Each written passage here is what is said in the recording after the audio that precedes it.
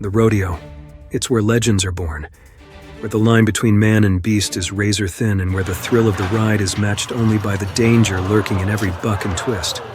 For some, it's a calling, a place to push the limits and feel the raw pulse of life. But for others, it's a world of fear and unpredictability, where every ride could be your last. I think a balance of those sentiments is kind of the sweet spot. I've been following bull riding and the rodeo for a while now, and there have been some wild, unforgettable moments in those dusty arenas. But at the same time, rodeo competition is unforgiving.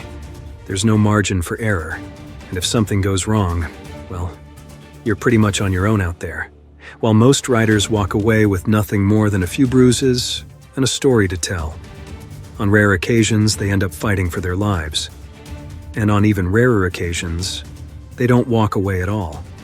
Now I've covered a lot of bull riding and rodeo disasters on my channel, and for this video, I've decided to compile some of the most harrowing stories into one marathon-long feature. From brutal falls to broken necks to final tragic rides, these stories are as terrifying as they are true. So, to start off, let's head to the heart of Colorado and talk about one of the most tragic cases on our list. This journey, by the way, is totally free, but hit that subscribe button to cover your admission. I'm giving you 2.5 hours of content after all. I don't know. Maybe I'm a bit biased here, but that sounds like a pretty fair deal to me. Plus, you'll be helping us reach our goal of hitting 100,000 subscribers. So hit that subscribe button, and let's get into the first story. The crowd's roar filled the arena as the chute swung open and the bull exploded out, spinning and kicking frantically. Sitting atop 1,500 pounds of raging muscle and sinew was a lean, focused cowboy, his gloved hand clenched tight on the bull rope. Mason Lowe held on for dear life, his lithe body absorbing the bone-jarring bucks and gyrations of the massive beast beneath him. 8 seconds stretched into an eternity as man and bull battled, the crowd screaming encouragement. With a final mighty kick, the bull sent Mason, but not before he reached back and grabbed a fistful of fur. He had made the buzzer. The crowd went wild as Mason jumped to his feet, fist pumping triumphantly. This was Mason's element, and he was born to be here. Until one fateful day in 2019, when the cheers of the crowd turned to silent gasps of horror. What happened to this professional bull rider in those final terrifying moments? Join us as we uncover the tragic details of what would become the Denver Western Stock Show's first death in 113 years and the third death in professional bull riders' event history. From his first unsteady steps atop a milk calf on his family's Missouri farm, Mason Lowe was destined for greatness in the rodeo arena. The exhilaration and passion that 3-year-old Mason felt while riding a calf set him on a path that would define his life. Though his time on Earth would be cut short at just 25 years old, Mason packed his days with enough grit, adventure, and die-hard cowboy spirit to fill the lifetimes of lesser men. Those who knew Mason speak in awed tones about his determination and skill on the back of a bucking bull, weighing over a ton and equipped with sharp horns and pounding hooves. Bulls are not for the faint of heart. But for Mason, the challenge of mastering these explosive beasts called to his wild western soul. As a lanky teenager, Mason skipped the high school rodeo circuit to test himself against older riders on the grittier amateur bull riding tours across the Midwest. The risks were greater, but so too were the rewards in adrenaline and self-assurance. While still finding his footing on the professional tours in his early 20s, Mason suffered his share of painful cuts and injuries, but he refused to let the inevitable spills slow down his relentless drive to become one of the world's great bull riders. In this extreme sport, the rider has to maintain the 8-second rule, the standard time they must stay mounted on the bull in order to qualify for a score in bull riding competitions. For bull riding events, the rider must stay atop the bucking bull for 8 seconds while only holding a bull rope.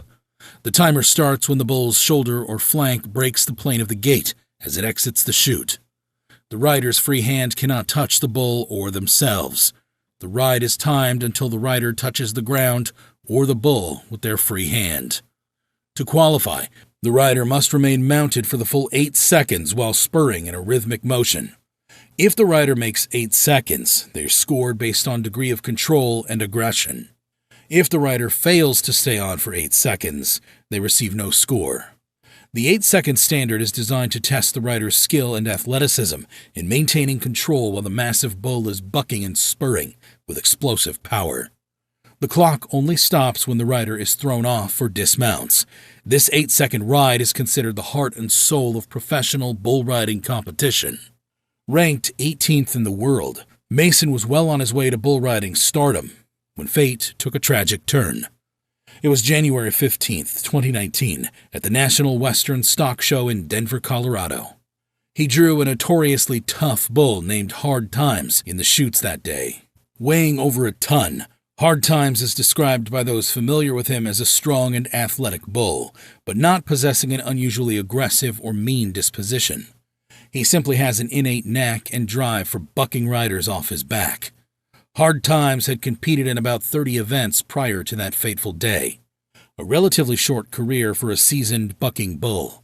By many accounts from his owner and stock contractors, Hard Times is decent-tempered for a bull bred and raised in this testy rodeo environment. The other riders wished young Mason well as he gritted his teeth. Wearing his protective vest and spurs, Mason nodded his readiness to the gate operator. At the buzzer, Hard Times exploded from the chute, with Mason gritting it out atop his surging back. True to his fierce name, Hard Times exploded from the chute, whipping and bucking violently to dislodge his rider.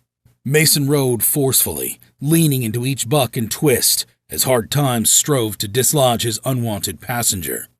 The ride lasted bull riding's signature 8 seconds, an eternity clinging to a whirling ton of raging bull muscle, before Hard Times succeeded in launching the young cowboy skyward. Mason likely felt the initial thrill of besting the beast for those interminable seconds in the spotlight, but gravity took over, pulling Mason downwards into Hard Times' still churning path. The bull's back hooves battered Mason's unprotected chest in a grim twist of fate. His final ride ended in an unspeakable tragedy no one could have foreseen. As Mason landed on the hard-packed dirt and scrambled to get his feet back under him, Hard Times wheeled, and his heavy back hooves came down directly on Mason's chest in a deadly stroke of bad luck. What about Mason's protective gear? Bull riding is an inherently dangerous sport, but over the years, riders have adopted more protective equipment to minimize risks. Following the death of legendary Lane Frost, all professional riders now wear a specialized vest made of impact-absorbing material that protects the torso from the bull's blows. The vests are designed to diffuse the force of the bull's movements rather than resist them outright. Many riders also wear helmets to protect their heads in case of impact with the bull or arena surface. Despite these precautions, severe injuries and deaths still occur, rarely. The enormous size and power of a bucking bull subjects riders to forces difficult to protect against. In Mason's case, he was wearing a protective vest, but the bull's hoof landed directly on his chest, with enough focused force to fatally damage his heart and internal organs. The vest successfully shielded his ribs and outer torso, but the localized pressure and internal trauma proved unsurvivable. While safety equipment prevents countless injuries and death every season, fate sometimes intervenes with an impact at an angle or location that overwhelms even the best modern protections. The chest and abdomen remain vulnerable areas that vests cannot always fully reinforce when a 1,500-pound bull directs its hoof onto a rider. After his agonizing injury, Mason stood and took a few shaky steps before grasping his chest and collapsing in the arena. The wild roar of the crowd had quieted to gasps of horror and silence. Emergency medical personnel quickly attended to Mason and transported him to Denver Health Medical Center. At the hospital, 25-year-old Mason Lowe tragically succumbed to his severe internal injuries. The official cause of death was listed as massive heart damage, resulting from the direct blow of 1,500 pounds to his chest. When animals are involved in the death of a human, they are often euthanized. But in evaluating the accident soon after, the Professional Bull Riders Association and rodeo officials determined the bull, Hard Times, was not at fault. After Mason was thrown from the bull and landed on his back, Hard Times instantaneously spun to follow his instinct to kick at his fallen rider. When his back hooves blindly came down, they directly impacted Mason's exposed chest, with catastrophic results. However, Hard Times had no malicious intent and was simply reacting true to his wild and athletic nature. With no fair means to ascribe blame to an animal acting on deeply ingrained impulses, Hard Times was cleared to return to competition when healed from the event. To this day, over 4 years later, Hard Times remains an active and eager bucking bull on the rodeo circuits across the regions. His owner and handlers take no extra precautions with Hard Times based on the fluke tragedy in Denver. To their knowledge, he has shown no indications of growing more ornery or developing a taste for fallen cowboys. Hard Times gives every rider the full challenge of his raw power and agility. He continues to thrill crowds with his explosive exits from the chutes and fierceness in trying to unseat those daring enough to climb on his back. For Hard Times, it remains strictly business as usual. Buck hard, kick high, and give these cowboys a run for 8 long seconds. In a sport where tragedy rarely rears its head, Mason Lowe's accidental death stunned the tight-knit rodeo community. As Mason took his last labored breaths on the arena floor, surrounded by fellow bullfighters who tried valiantly to protect him, the National Western Stock Show was plunged into an unprecedented pall of grief. Flags flew at half-mast, black mourning bands dotted cowboy hats in tribute, and tears flowed freely from sun-weathered faces, who all felt Mason's loss as keenly as family. In the immediate aftermath of Mason's shocking passing, fellow bull rider and close friend Jess Lockwood grieved the loss of his comrade. While processing his emotions, Jess decided to craft a meaningful keepsake from a piece of Mason himself, the leather chaps Mason wore on his final ride.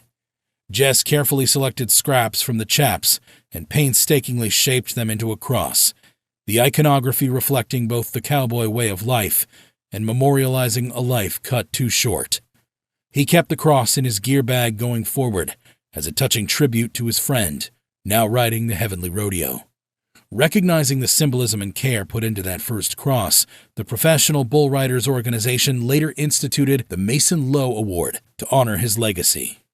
Now bestowed annually to the rider logging the highest marked ride each season, the coveted award comes encased in a customized glass box, with a leather cross made from Mason's last chaps set prominently inside.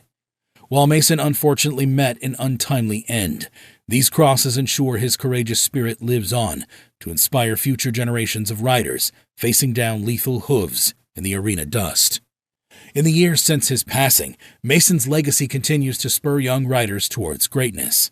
Scholarship funds ensure that the next generation of fearless cowboys carry forward Mason's grit and tenaciousness in the arena. Mason Lowe may be gone too soon from this earth, but his courageous spirit and inspiring legacy will live on eternally through all those young cowboys, tough and foolish enough to test themselves against bucking bovine mountains of muscle. It takes that special breed of invincible grit and guts to chase the thrill that Mason devoted his life to, the dangerous dance of man versus beast in the rodeo arena. Lane Frost held on for dear life, his lithe body absorbing the bone-jarring bucks and gyrations of the massive beast beneath him. 8 seconds stretched into an eternity as man and bull battled, the crowd screaming encouragement. With a final mighty kick, the bull sent Lane flying, but not before he reached back and grabbed a fistful of fur. He had made the buzzer.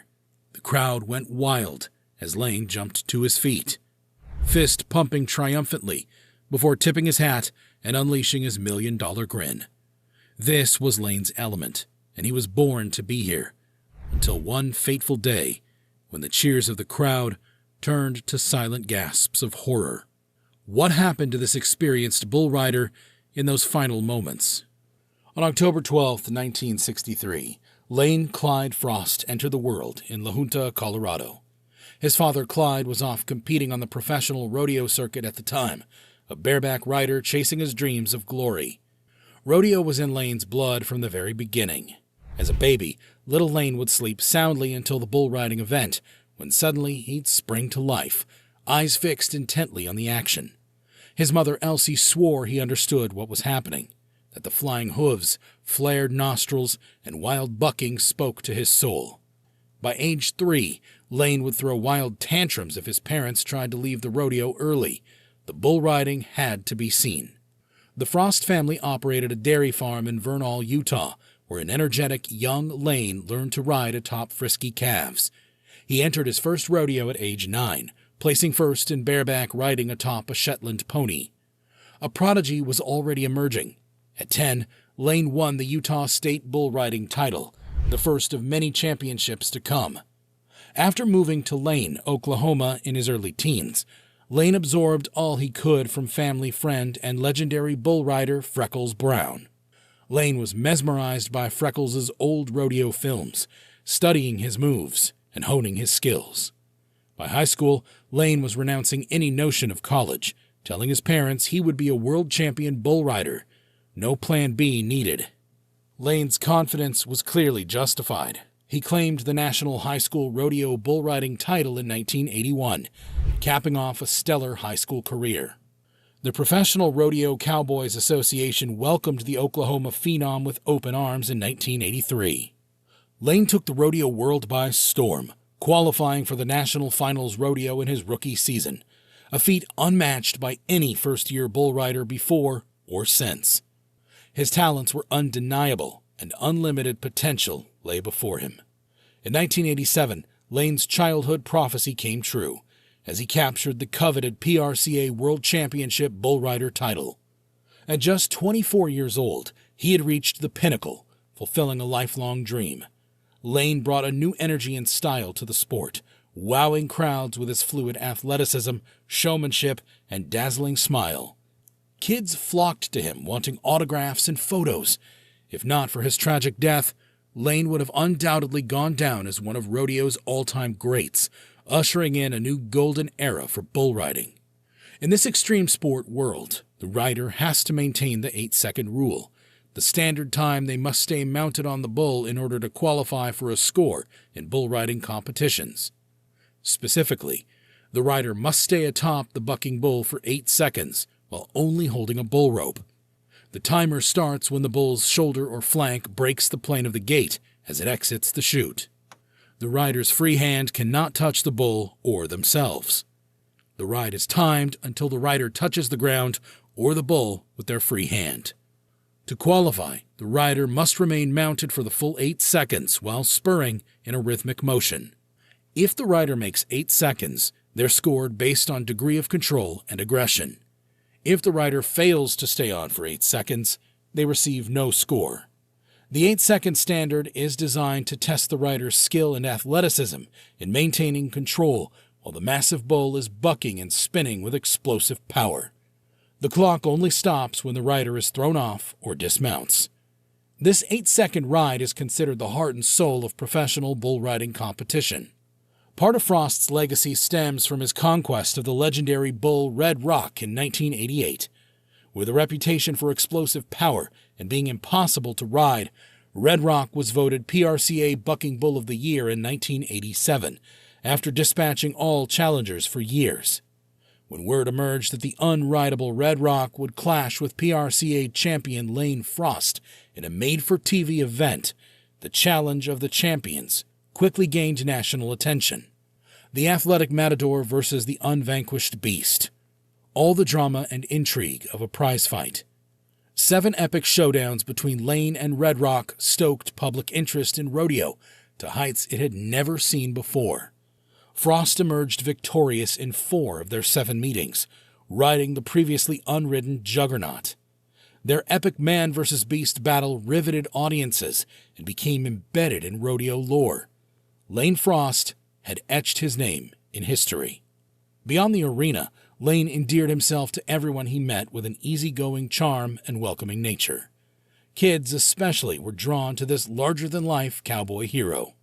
Lane never turned down an autograph request, taking time with each fan as if they were old friends. His warm smile and earnest interest made them feel like the most important person in the world. Lane's friend and fellow bull rider Tuff Hedeman once remarked, "If Lane had 2 broken legs, he'd have walked out of that arena." His pain tolerance was legendary, but it was his toughness of spirit that set Lane apart. When a disappointed young fan needed consoling after Lane failed to ride, he lifted the boy onto his shoulders and told him not to worry, they'd get him next time. Lane felt a responsibility to be a positive role model, recognizing his own influence and impact. Though reaching the pinnacle of his sport, Lane maintained a disarming humility. The shy, small-town Oklahoma farm boy remained at his core, staying true to his roots. Success and fame never spoiled Lane Frost or altered his rock-solid character. He represented the very best of the modern cowboy. Late July 1989 found Lane Frost embarking on a familiar road trip, pilgrimaging to the hallowed rodeo shrine of Cheyenne Frontier Days in Wyoming. Cheyenne Frontier Days is viewed as the preeminent rodeo event, with deep history and significance in the sport of rodeo and cowboy culture. Competing and winning there is seen as a crowning achievement for any cowboy's career. Perched high atop the standings, Lane's eyes were fixed on another bullriding world title. His young wife, Keeley, stayed behind to begin work as a stunt double on an upcoming film, their days together numbered by his endless rodeoing. Newly embraced Christianity had Lane pondering life after bulls, dreams of raising children, training horses, and building a family ranch awaiting his return. But fate had other plans in store. The overcast skies and rain-soaked dirt of Cheyenne Frontier Days set an ominous scene as Lane Frost prepared for a ride that would turn deadly. It was July 30th, 1989. He was matched up with a mighty bull named Taking Care of Business, a 1,700-pound beast known for his aggression and tendency to spin in tight, quick circles. As Lane wrapped his hand in athletic tape and pulled on his leather bull-riding glove, he looked calm and focused. He had qualified for the NFR 5 years in a row and had already won the 1987 World Champion Bull Rider title. Many said Lane had no fear when it came to riding. He climbed fearlessly onto the chutes before each bull, his steely gaze taking measure of the animal beneath him. The chute gate swung open, and Taking Care of Business exploded out, spinning hard to the right. Lane counteracted the spin with his own body movement, working his hips to match the rhythm of the spins. For a few heart-stopping seconds, man and beast were perfectly in sync. Like the talented professional he was, Lane held his seat for 8 adrenaline-filled seconds, the last ride of his young life. And then, the unthinkable happened. Lane dismounted with control, another successful achievement that would give him 3rd place that day. But as he landed in the mud and rolled clear, the enraged bull turned abruptly and charged. Before Lane could react, the bull pressed into his back with its right horn, pushing him to the muddy arena floor and breaking several ribs. Lane scrambled to his feet as the rodeo clowns tried to distract the angry bull, but the unseen damage was already done. Lane walked a few steps towards safety before suddenly lurching forward. His fellow riders rushed to catch him as he collapsed. Frantic efforts were made to stop the bleeding as an ambulance raced across the Cheyenne arena, its sirens wailing. Dr. Skip Ross was the first responder to attend Frost after the bull pounded into him. Frost had broken ribs that impacted his heart. Still visibly moved by recalling the events of that fateful day, Ross now quietly says he knows the injury was something you couldn't fix. The trauma team rushed Lane to the hospital, working frantically to revive the dying young man. The medical team applied internal and external heart massage, desperately trying to sustain the life force that was quickly ebbing away. But the extensive internal injuries overwhelmed every heroic effort. Lane Clyde Frost was pronounced dead at the hospital. His stormy rodeo journey over at just 25 years old. The bull had inflicted a precise, untreatable blow that even Lane's legendary toughness could not overcome. At the time Lane was competing, helmets and protective vests were not required. Many riders saw them as unfashionable or uncomfortable in the sweltering outdoor arenas. But preventing head and torso injuries quickly became a top priority following Lane's accident. Within months, most major rodeo circuits updated their bylaws to mandate helmets for all bull riders. Lane's close friend and fellow rider, Cody Lambert, was profoundly affected, feeling compelled to help prevent similar tragedies. Lambert worked to develop the first protective vest designed specifically for bull riding, utilizing new impact-absorbing materials. After over a year of testing prototypes, the Lane Frost Model 01 vest was introduced in 1990. Its life-saving potential was quickly realized as grievous injuries became rarities. Frost's legacy paved the way for new standards, as vests were soon mandated by all major bull riding organizations. Lighter-weight materials like vulcanized rubber and high-density foam provided padding over vital organs without restricting movement. The vests adapted to better contour a rider's back and side, deflecting horn impacts away from vulnerable areas. Along with protective equipment, the positioning of sports medicine teams on site during rodeo events significantly improved. Having trained emergency response crews and trauma surgeons ready to spring into action lessened the critical treatment delays that likely could not be overcome in Lane Frost's case in 1989. Their presence demonstrates rodeos taking responsibility for the inherent risks the sport poses. 35 years later, Lane's legacy continues pushing the dangerous sport of bull riding to be safer, more prepared to respond to accidents, and focused on a cowboy's long-term health and livelihood. Protective gear can only do so much against a 2,000-pound animal, but honoring Lane's memory means taking precautions so no rider meets the same tragic end. Champion Lane Frost, a 15-foot-tall, monumental bronze sculpture by Casper artist Chris Navarro, is now a permanent memorial to the bull rider at Cheyenne Frontier Days. Seeing potential for an inspiring story about living fearlessly, director John G. Avildsen brought Lane's life to the big screen just 3 years after his tragic death. The 1992 film 8 Seconds starred Luke Perry as Lane and Cynthia Geary as his widow Kelly. Though not a blockbuster, the movie gained a cult following on video and introduced Lane Frost to a wider audience. The iconic final ride and accident brought many viewers to tears. Lane's daring style and cowboy charisma also struck a chord with country music artists in the 1990s. Chris Ledoux penned a song, Tougher Than the Rest, as a tribute, singing, "We all thought he was tougher than the rest, but he rode one bull too many." Singer Garth Brooks asked Kelly Frost's blessing to include her as a character in his video for The Dance, allowing Lane's memory to appear in the massively popular video. Country music star Zach Bryan's middle name is Lane, after Frost, and his 2022 song Open the Gate is a tribute to his namesake. When asked if the family was going to leave the rodeo scene forever, Lane's mother commented, "If we walked away from rodeo, we were going to lose all our friends and all of Lane's friends. We sure didn't want to do that. Lane wouldn't have changed anything about what he did or how he lived.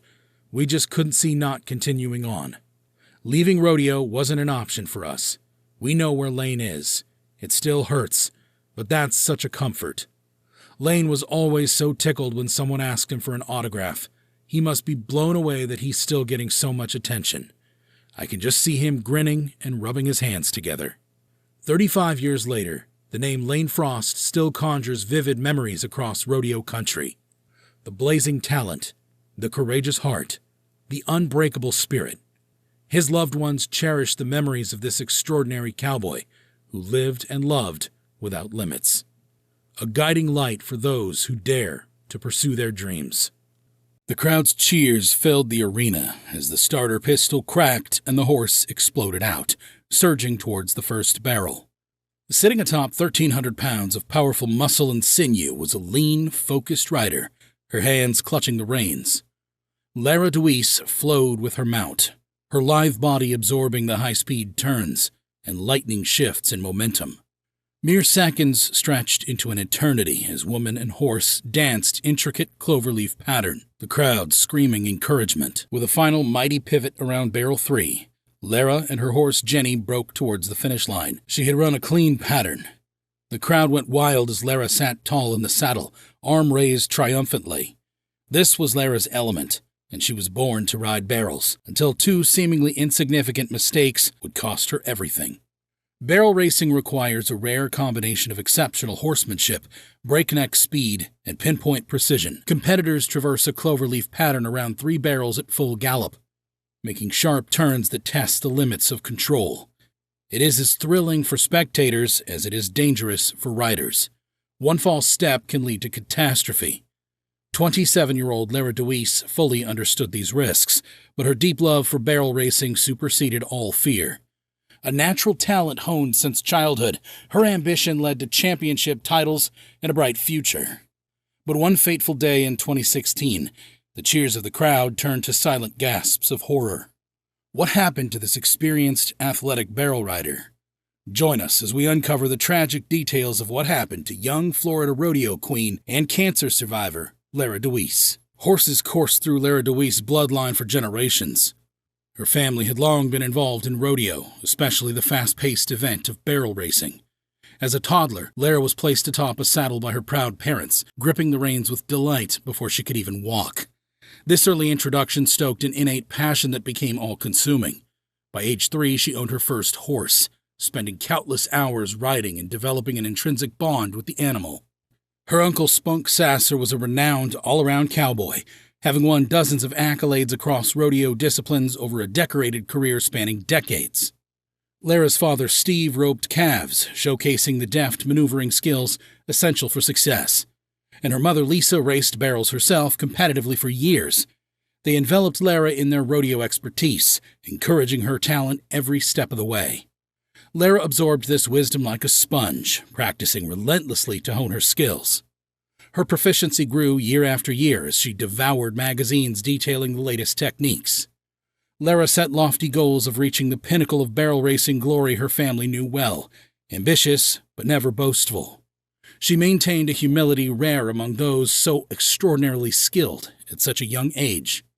Lara fully dedicated herself to the relentless pursuit, willing to undertake any hardship barrel racing entailed. By early adolescence, Lara began entering amateur barrel racing competitions, often besting riders twice her age. The burgeoning success never disrupted her grounded roots, though. She attracted attention from local Florida rodeos and became a mainstay on the regional circuit. Lara competed in Southern Junior Rodeo Association events and served as rodeo queen in the 8th grade. She also wore the sash of Miss Pasco County Fair and Miss Florida Rodeo. Fans marveled at her ability to guide horses twice her petite size. Lara possessed an innate rapport that coaxed optimal performance without force or intimidation. She spoke of barrel racing not as a sport, but a dance, relying on trust and precise communication. But, as a senior in college, Lara's barrel riding career was suddenly waylaid by a looming obstacle outside the arena. A worrying doctor's visit for fatigue revealed devastating news: ovarian cancer. The diagnosis blindsided someone so young and active. As competitive drive morphed into steely resolve, Lara confronted the disease with the same mettle fueling her barrel racing ambitions. Enduring grueling treatments sapped her youthful energy. She leaned heavily on her family's support through her difficult treatments. Her family and friends describe her as someone who would never ever quit, whether it was a spelling bee or going up against cancer. After 8 arduous months, scans finally showed Lara cancer-free. Her thoughts wandered to how she could help others. Though barrel racing still owned her heart, Lara felt called towards a different path: teaching children. Lara recognized firsthand how even brief encounters can positively shape someone's life. She excelled as an educator just as she did atop a saddle, loved for her empathy and compassion. The classroom also provided needed financial stability as a newly single mother. However, barrel racing still beckoned her soul at every quiet moment. Lara vowed to return when the time was right. Little did she know her passion for her sport would lead to her last moments on Earth. In early 2015, after nearly a 3-year hiatus, Lara felt prepared to resurrect her barrel racing career while balancing teaching duties. Skeptics worried her skill had faded from her glory days. Lara tuned out doubters, unaffected by external chatter that could cloud confidence. Her return to the sport began slowly, not even advancing past initial qualifying rounds. Momentary pangs of self-doubt arose before Lara caught hold of her emotions. She focused on incrementally improving each small fundamental of her performance. Week by week, her consistency improved along with the strength sapped during her illness. 6 arduous months of narrow losses and setbacks finally culminated in a breakthrough first-place finish. Lara celebrated jubilantly through happy tears, an emotional catharsis unleashing years of pent-up anguish and determination. It was more than a personal victory. It was inspiration for anyone struggling through adversity to stay the course. She placed that cherished winner's belt buckle among her most prized possessions. Over the next whirlwind year, Lara engineered an improbable career revival, earning placement in several championship events. By early 2016, she sat ranked 5th nationally in barrel racing, cementing her status as a bona fide star reborn. At just 27 years old, her future glowed brilliantly once more. But friends still saw the very same humble girl flying across Florida pastures without a care. Fellow competitors recalled Lara's generosity in sharing tricks of the trade, despite her young age. Amateurs, she mentioned, talked about her immense patience and support through their rookie struggles. And fans lauded an approachable champion who always made time for autographs and photos, no matter how worn down by competition and motherhood fatigue. Now soaring higher than ever, tragedy lurked hauntingly close. Just 1 week before the disastrous events in this story, Lara's sweetheart and fellow rodeo competitor Corey asked her to marry him. Thrilled, she accepted. The 2016 Mississippi barrel racing event was an exciting chance for Lara to challenge a regional title she previously held. Her years of experience and familiarity with the course seemed ideal conditions to unleash her characteristic full-throttle speed. The morning of February 20th, 2016 dawned crisp and clear over southern Mississippi, perfect weather by any competitor's standard. The opposition at the rodeo grounds would be stiff, with numerous ranked riders vying for the coveted regional championship title. But Lara awoke eager for the challenge ahead, confident in her abilities honed ceaselessly for this very moment. She began visualizing the intricate cloverleaf course during the short drive, mentally preparing for her performance. Lara felt supremely in tune with her thoroughbred mare Jenny after months establishing flawless rapport. They went through familiar warm-up routines before Lara mounted, cueing Jenny towards the gates. She nodded assuredly towards family in the stands, then entered the pen, focused solely on the barrels ahead. The atmosphere turned electric as Lara took position. Her sterling reputation had drawn quite the crowd, all expecting a dominating performance. Jenny pawed the dirt restlessly, sensing soaring anticipation. An official raised the pistol, signaling the start of the fated run. Lara and Jenny kicked off what began as yet another flawless performance. The pair easily cleared the first barrel as Lara assumed her trademark forward position. Approaching the second barrel's sharp turn, she and Jenny operated in perfect sync, as if connected telepathically. With one final pivot around the third barrel, victory was in sight. However, in a horrifying instant, the exuberant gallop took a disastrous turn. Jenny's hoof unexpectedly slipped on the dirt surface, causing the horse to collapse forward. Caught off balance, Lara lost her grip on the reins. Jenny regained her footing and started sprinting, with Lara trying with all her might to find her balance and control. In those heart-pounding moments, Lara started calling, "I need help," as adrenaline coursed through Jenny's veins. She headed out the straightaway and through a gate that had been mistakenly left open. It was one of two mistakes that would cost an innocent rider her life. Like with most barrel racing horses, Jenny's hooves were equipped with special shoes for traction in dirt and dust. When Jenny's hooves hit the asphalt through the open gate and started sliding, Lara lost her grip entirely.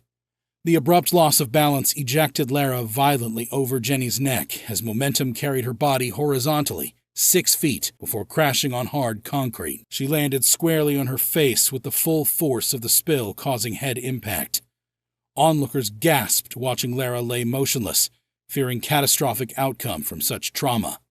Emergency staff sprinted towards the scene to urgently transport Lara to a nearby hospital. Doctors worked tirelessly trying to stabilize massive head injuries, hoping to preserve neurological function. Surgeons operated for hours, relieving intense pressure from swelling around her brain, which had shifted inside her skull. They also assessed extensive fractures of her eye sockets, nose, and jaw.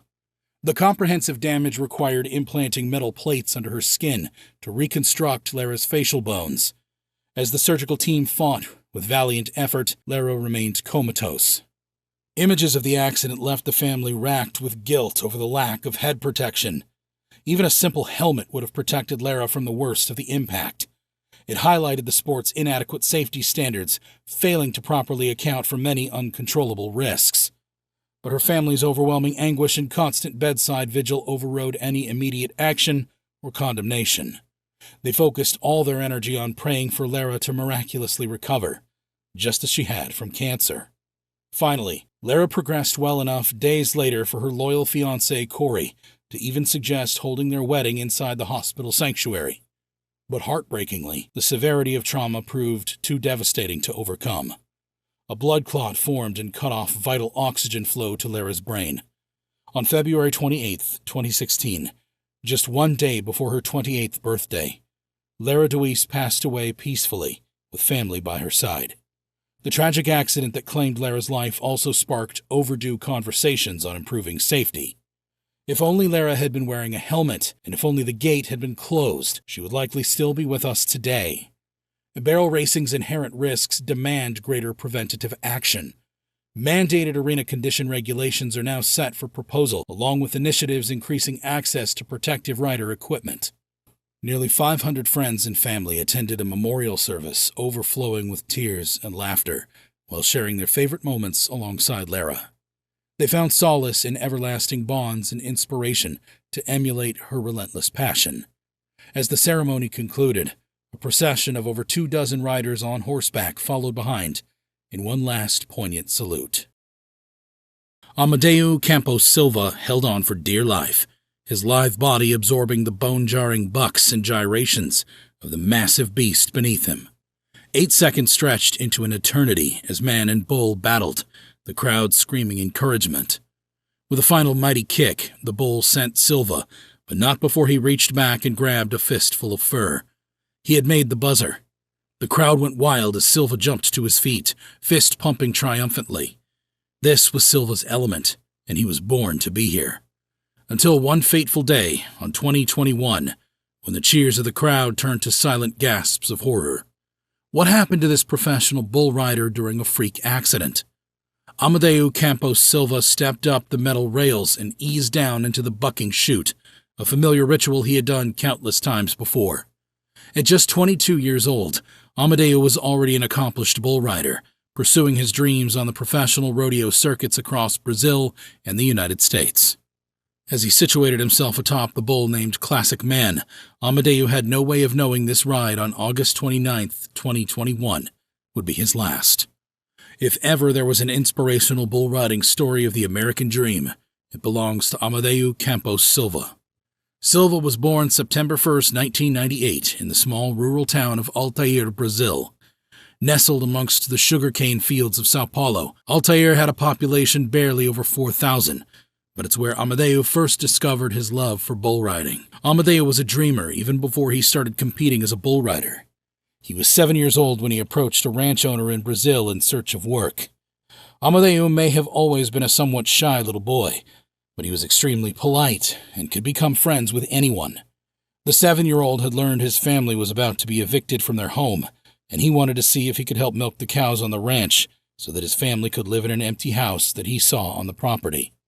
The owner approached Amadeu's parents and asked if this was true, and he decided to give the family work and a home.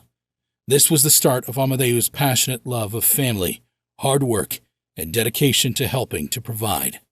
When Amadeu was just 16 years old, he climbed atop his first bull, encouraged by his father Flavio, who was a bull rider himself. Flavio passed down his knowledge and passion for the demanding sport onto Amadeu, coaching his son tirelessly so he could develop the skills needed to tame these massive beasts and eventually become a professional athlete in the arena. I would see him sometimes at the gym and with his daddy. He was a little shy, but he was a funny guy. He was really good at soccer. He was so friendly, and he had a special energy around him. He was progressing in his riding, and he was getting so good, colleague João Ricardo Vieira said. Amadeu quickly distinguished himself amongst his peers, demonstrating both raw talent and relentless work ethic. By 2018, he was runner-up at the prestigious Liga Nacional de Rodeo Championship in Brazil. The next year, Amadeu placed second at the Brazilian Professional Bull Riding Finals, an incredible result that propelled the young rider into the spotlight. The slow march to a freak bull riding accident had begun. The strong finishes earned Amadeu invites to exclusive events where he'd get to test himself against famous American riders he'd only ever seen on TV before. His Brazilian colleagues remember Amadeu being thrilled to simply be around his idols. Wide-eyed but undaunted, Amadeu was determined to prove he could ride with the best cowboys in the world. In 2019, Amadeu finally achieved his lifelong goal of moving to America to compete full-time on the professional bull riders circuit. Saying goodbye to family, friends, and the country he grew up in wasn't easy, but 20-year-old Amadeu was ready to do whatever it took to succeed as a bull rider. His parents moved with him to work on a ranch in Texas, supporting their son's career and helping him train as often as possible. His daddy made him a strong worker, and he wanted to see him be a world champion. João Ricardo Vieira said, "Every day he would teach his son to be better, and he would tell him, 'Your ability is so special.' That meant traveling from state to state, battling brutal buck-offs, broken bones, and strained muscles. It meant overcoming language barriers and adapting to an entirely foreign culture, thousands of miles from home. It meant relentlessly training his body and sharpening his skills, even when painful injuries tried to get in his way." Leaving his home country also allowed Amadeu to surround himself with some of Brazil's top riders who knew this challenging lifestyle. Fellow cowboys like José Vitor Leme, Adriano Salgado, and Marcelo Pereira welcomed their friend with open arms and mentorship when he settled in Texas in 2020. They'd play intense games of soccer on the ranch to hone their athleticism and forge trust on the field that translated directly into the bucking chutes. Gathering around the dinner table, they swapped stories about home, laughed at inside jokes, and recounted their wildest, "I can't believe I rode that bull" tales from recent rodeos.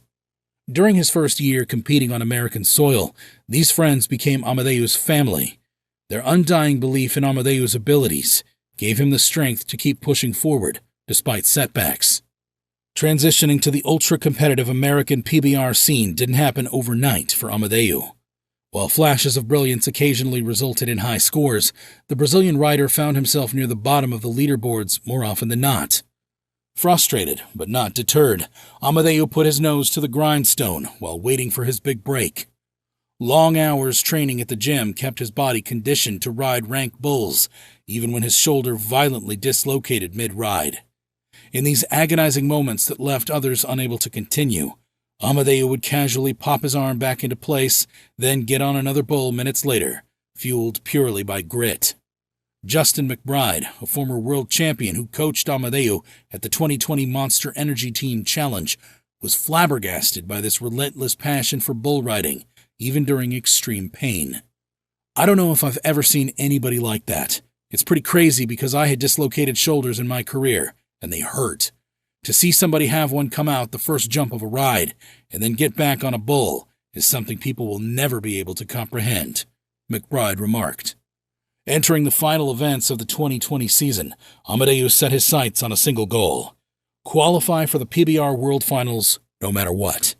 For any rider, just reaching this championship event is considered a tremendous milestone in a career. Amadeu was no exception, but lingering shoulder injuries from multiple dislocations threatened to destroy his dream if he didn't address it immediately.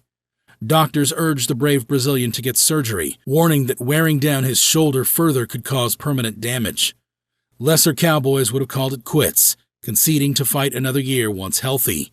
But Amadeu? He refused to let anything sabotage his goal of representing Brazil at the PBR's biggest stage. Amadeu's dream was to win enough money as a bull rider so that he could buy his family a ranch in Brazil, possibly the exact same one where he offered to milk cows, and give his parents and sister Livia a thank you for being his biggest supporters and advocates in the sport. Yet another shoulder dislocation during round 2 of the World Finals finally forced Amadeu out of the competition, but he exited the arena with his head held high. Through sheer force of will and a pain threshold beyond comprehension, Amadeu Campos Silva realized his vision of becoming a PBR World Finals rider. True to his unrelenting drive, Amadeu wasted no time beginning rehabilitation after double shoulder surgery repaired both worn joints. He endured grueling physical therapy sessions without complaint, demonstrating the same stoic resilience when relearning how to throw a rope or lift weights properly.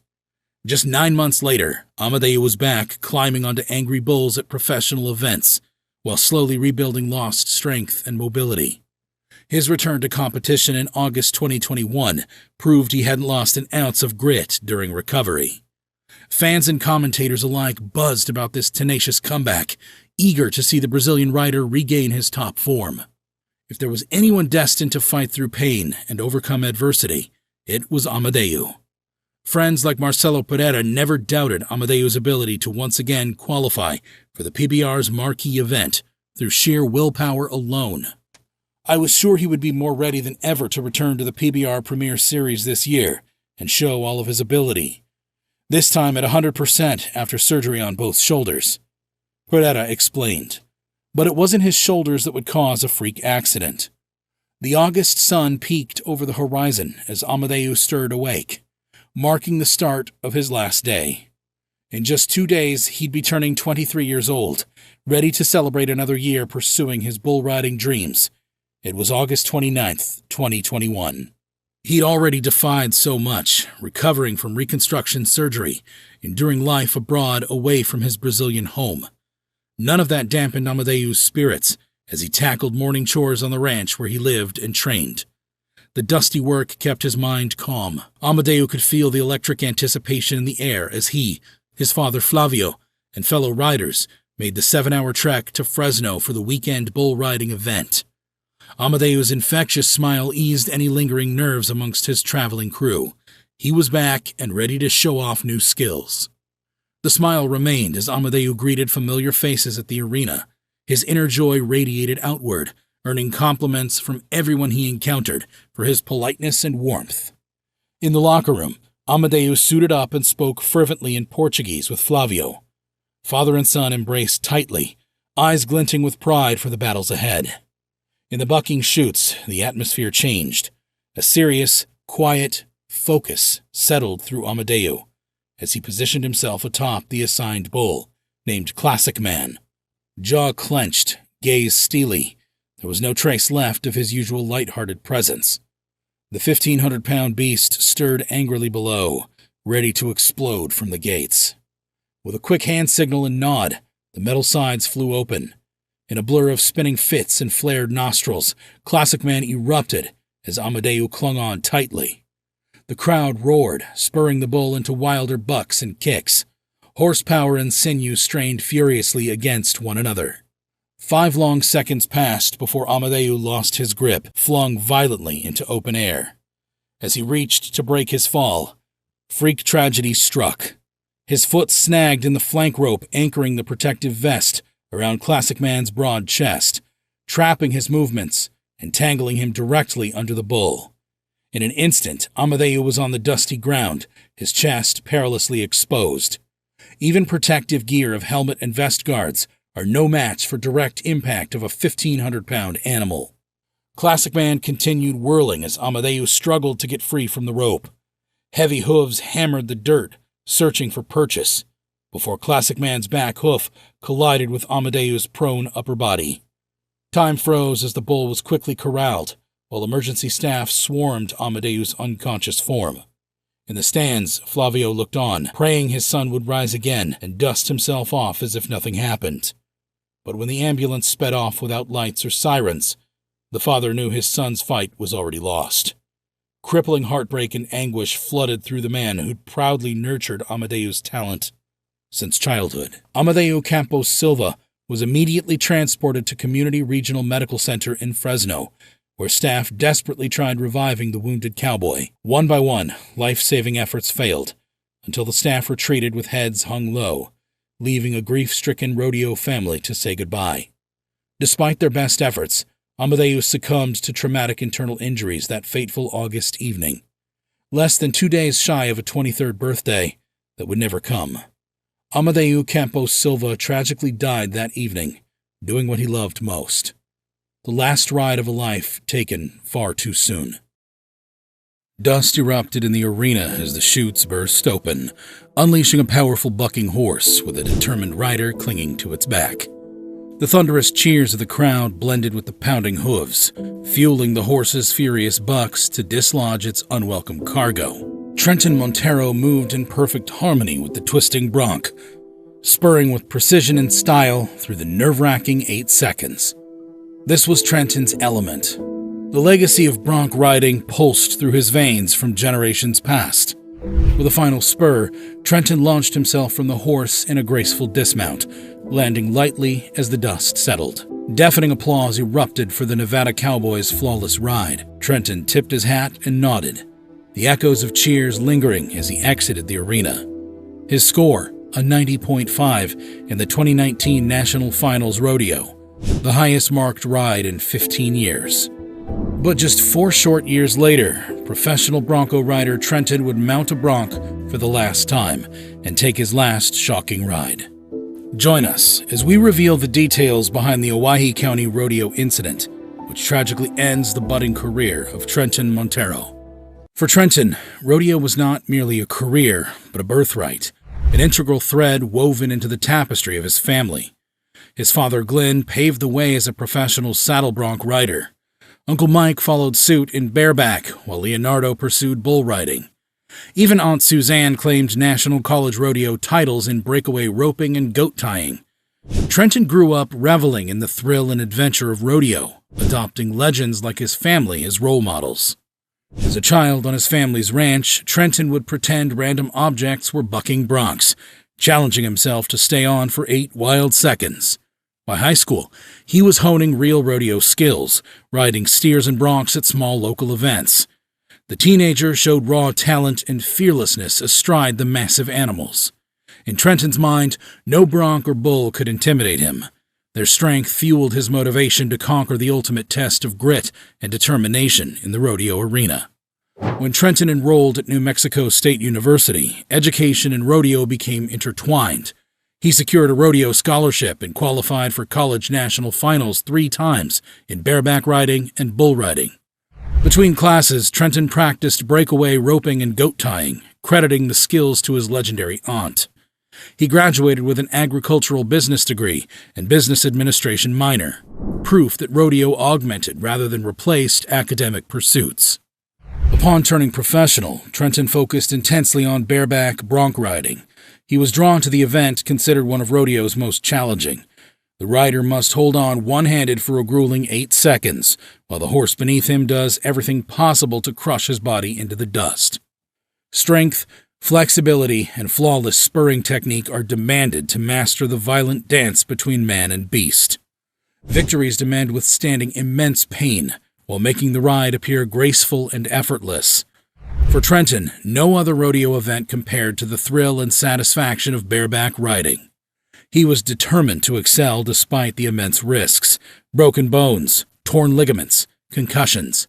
The Nevada Cowboy placed mental and physical toughness above all else, committing to the relentless training and conditioning that bareback riding required. In 2019, Trenton's obsession with perfection culminated in a breakthrough year. Still fresh in his memory was that epic 90.5-point ride at the National Finals Rodeo. He also won titles at several major rodeos: Pikes Peak, St. Paul, and Rancho Mission Viejo.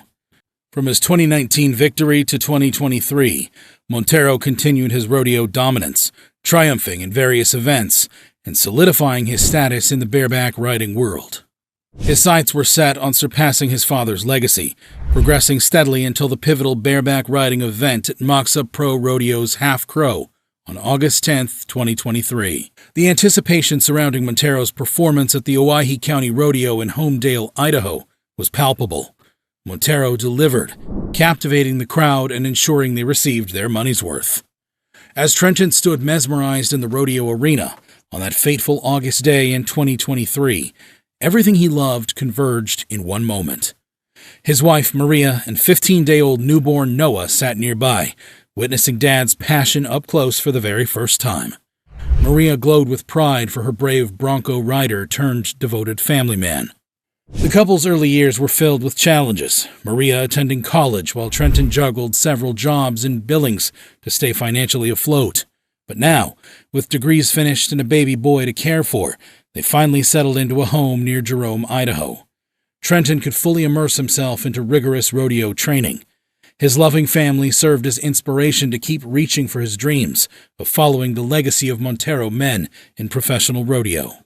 With baby Noah in Maria's arms, she sat among the crowd, eagerly awaiting her husband's showcase.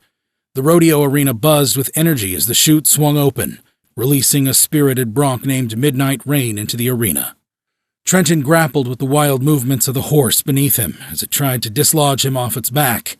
For 8 intense seconds he held firm, showcasing remarkable skill in his craft. Montero's 79-point ride would end up marking a commendable second-place finish at the event that would tragically be his last. As the dust settled, the crowd anticipated Montero's customary descent from the bronc, ready to acknowledge the cheers of the audience. However, fate took a swift turn. The horse he had just conquered stumbled, and in a sudden twist of events, it fell, rolling atop Montero. Midnight Rain's 1,500 pounds came down directly on Trenton's body. Maria's hands flew to her mouth, watching helplessly as her husband disappeared under the massive animal. The celebratory atmosphere instantly transformed into a scene of concern and urgency. In the world of professional rodeo, safety is incredibly important. During each rodeo event, every contestant is required to wear hats as part of the Professional Rodeo Cowboys Association dress code. However, those participating in rough stock events face the choice of wearing either cowboy hats or helmets. While bareback riders often opt for the iconic cowboy hats, bull riders prioritize helmets for enhanced protection against the formidable force of bulls. Regardless of their headgear choice, rodeo participants commonly don vests to shield themselves from potential injuries. Designed to absorb the impact and protect vital organs, these vests prove indispensable in mitigating the risks associated with being thrown off, stepped on, or hooked by a bull's horn. Montero, though not facing the threat of bull horns, found himself in a perilous situation when the horse rolled on him, causing severe injuries that went beyond the protective capabilities of the vest. Finally visible again, Trenton staggered to his feet with assistance.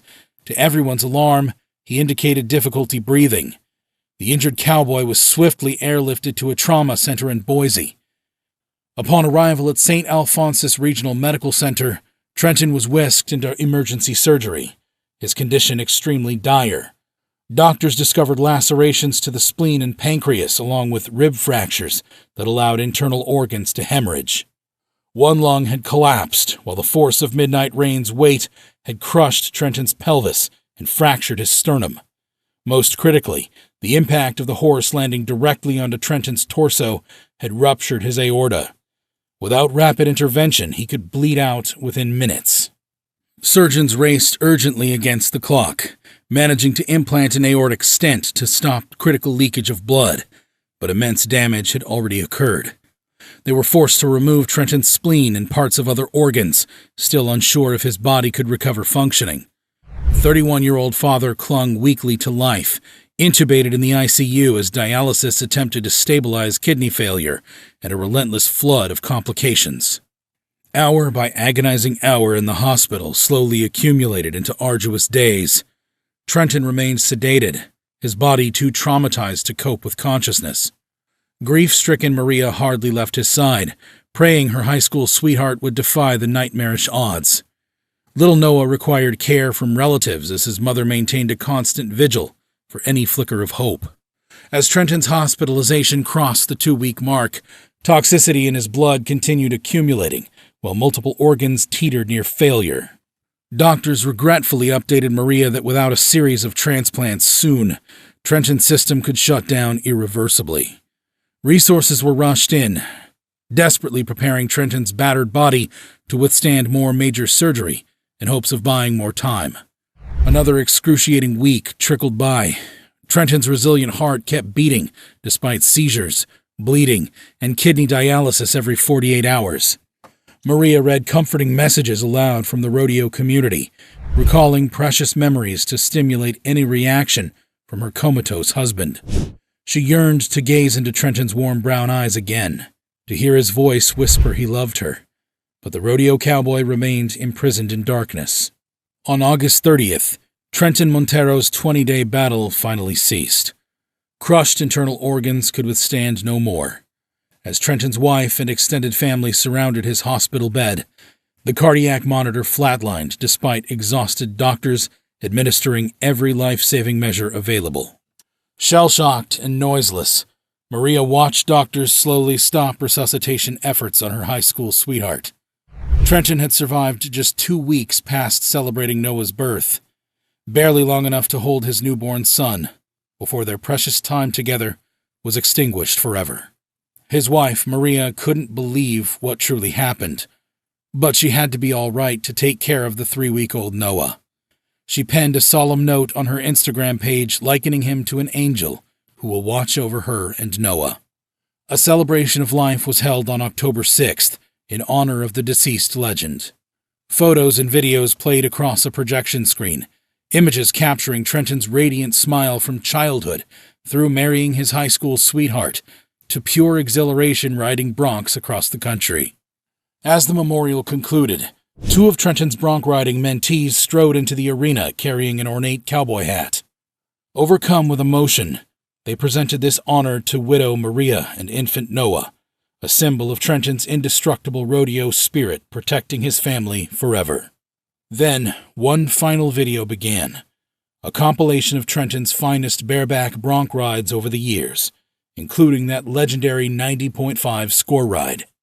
Roaring applause thundered as Trenton's colossal talent and fearless passion ignited the arena one last time. Tears streamed down weathered faces reflecting bittersweet pride in their homegrown hero. And in that moment, Trenton Montero's legacy became immortalized alongside his rodeo family's generations.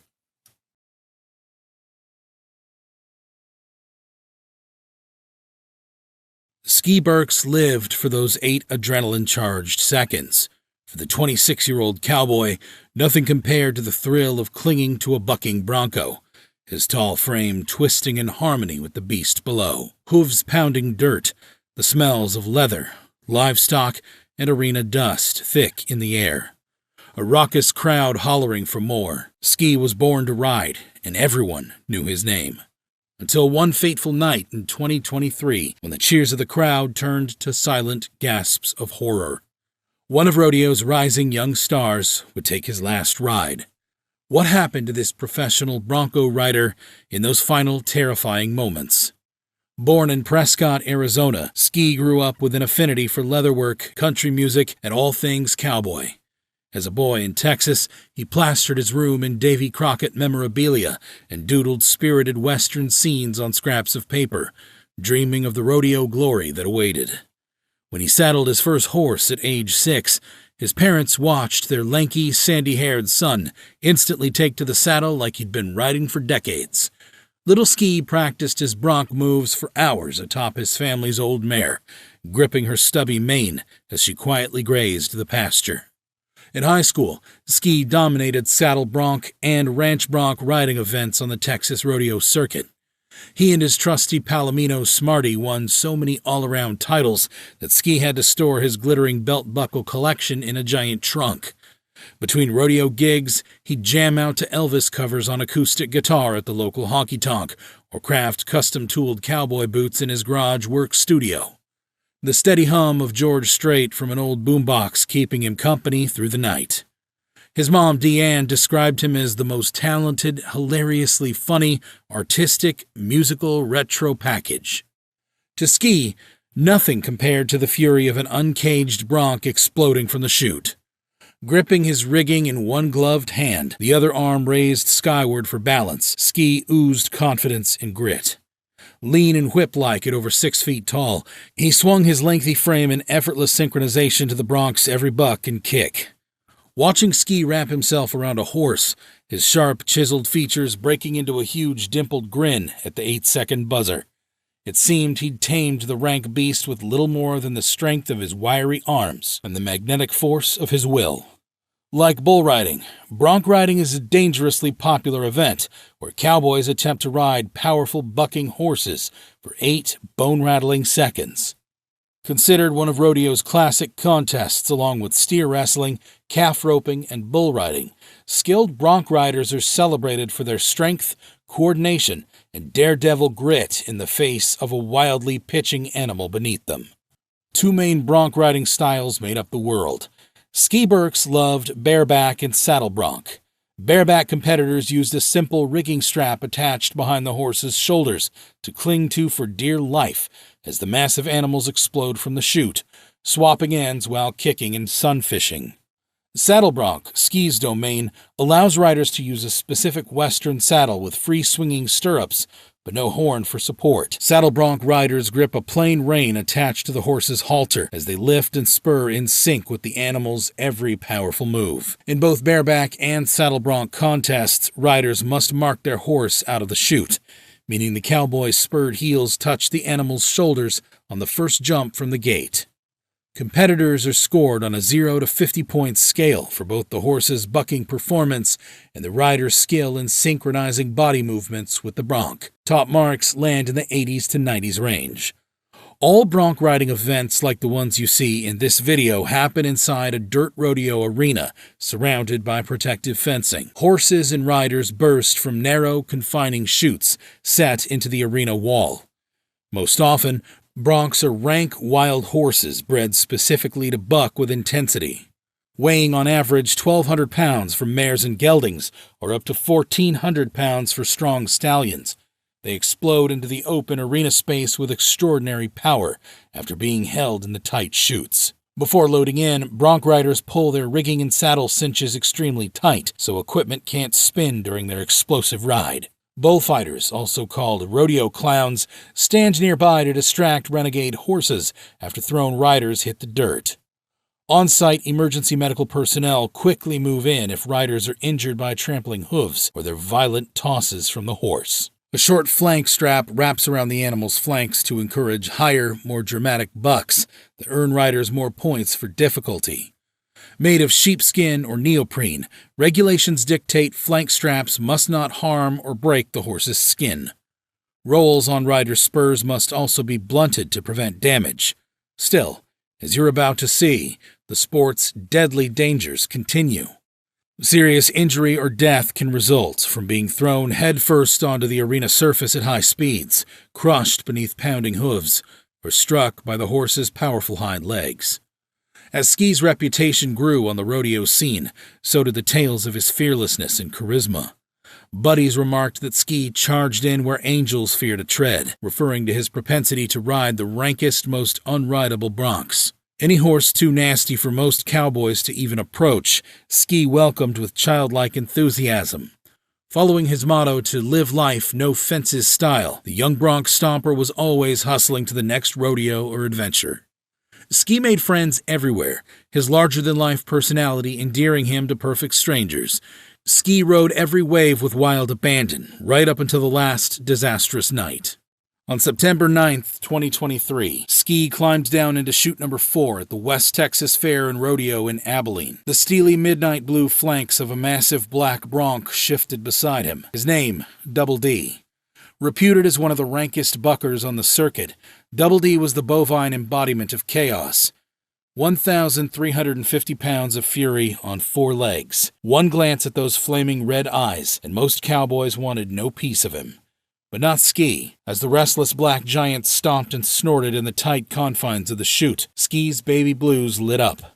While the bullfighters below discreetly crossed themselves and crewmen murmured uneasy bets about how long the skinny rider would last, Ski was in his element, radiating confidence. This was his moment to shine. When the chute creaked open, Double D positively exploded. In a distant flash of dark hide and flying dirt, the bronco wildly kicked and bucked. Ski clung tight as the bronc sunfished and swapped ends. At one dizzying point, Ski was completely upside down beneath the twisting animal. Several seconds in, Double D hit a nasty belly roll that catapulted Ski into the air.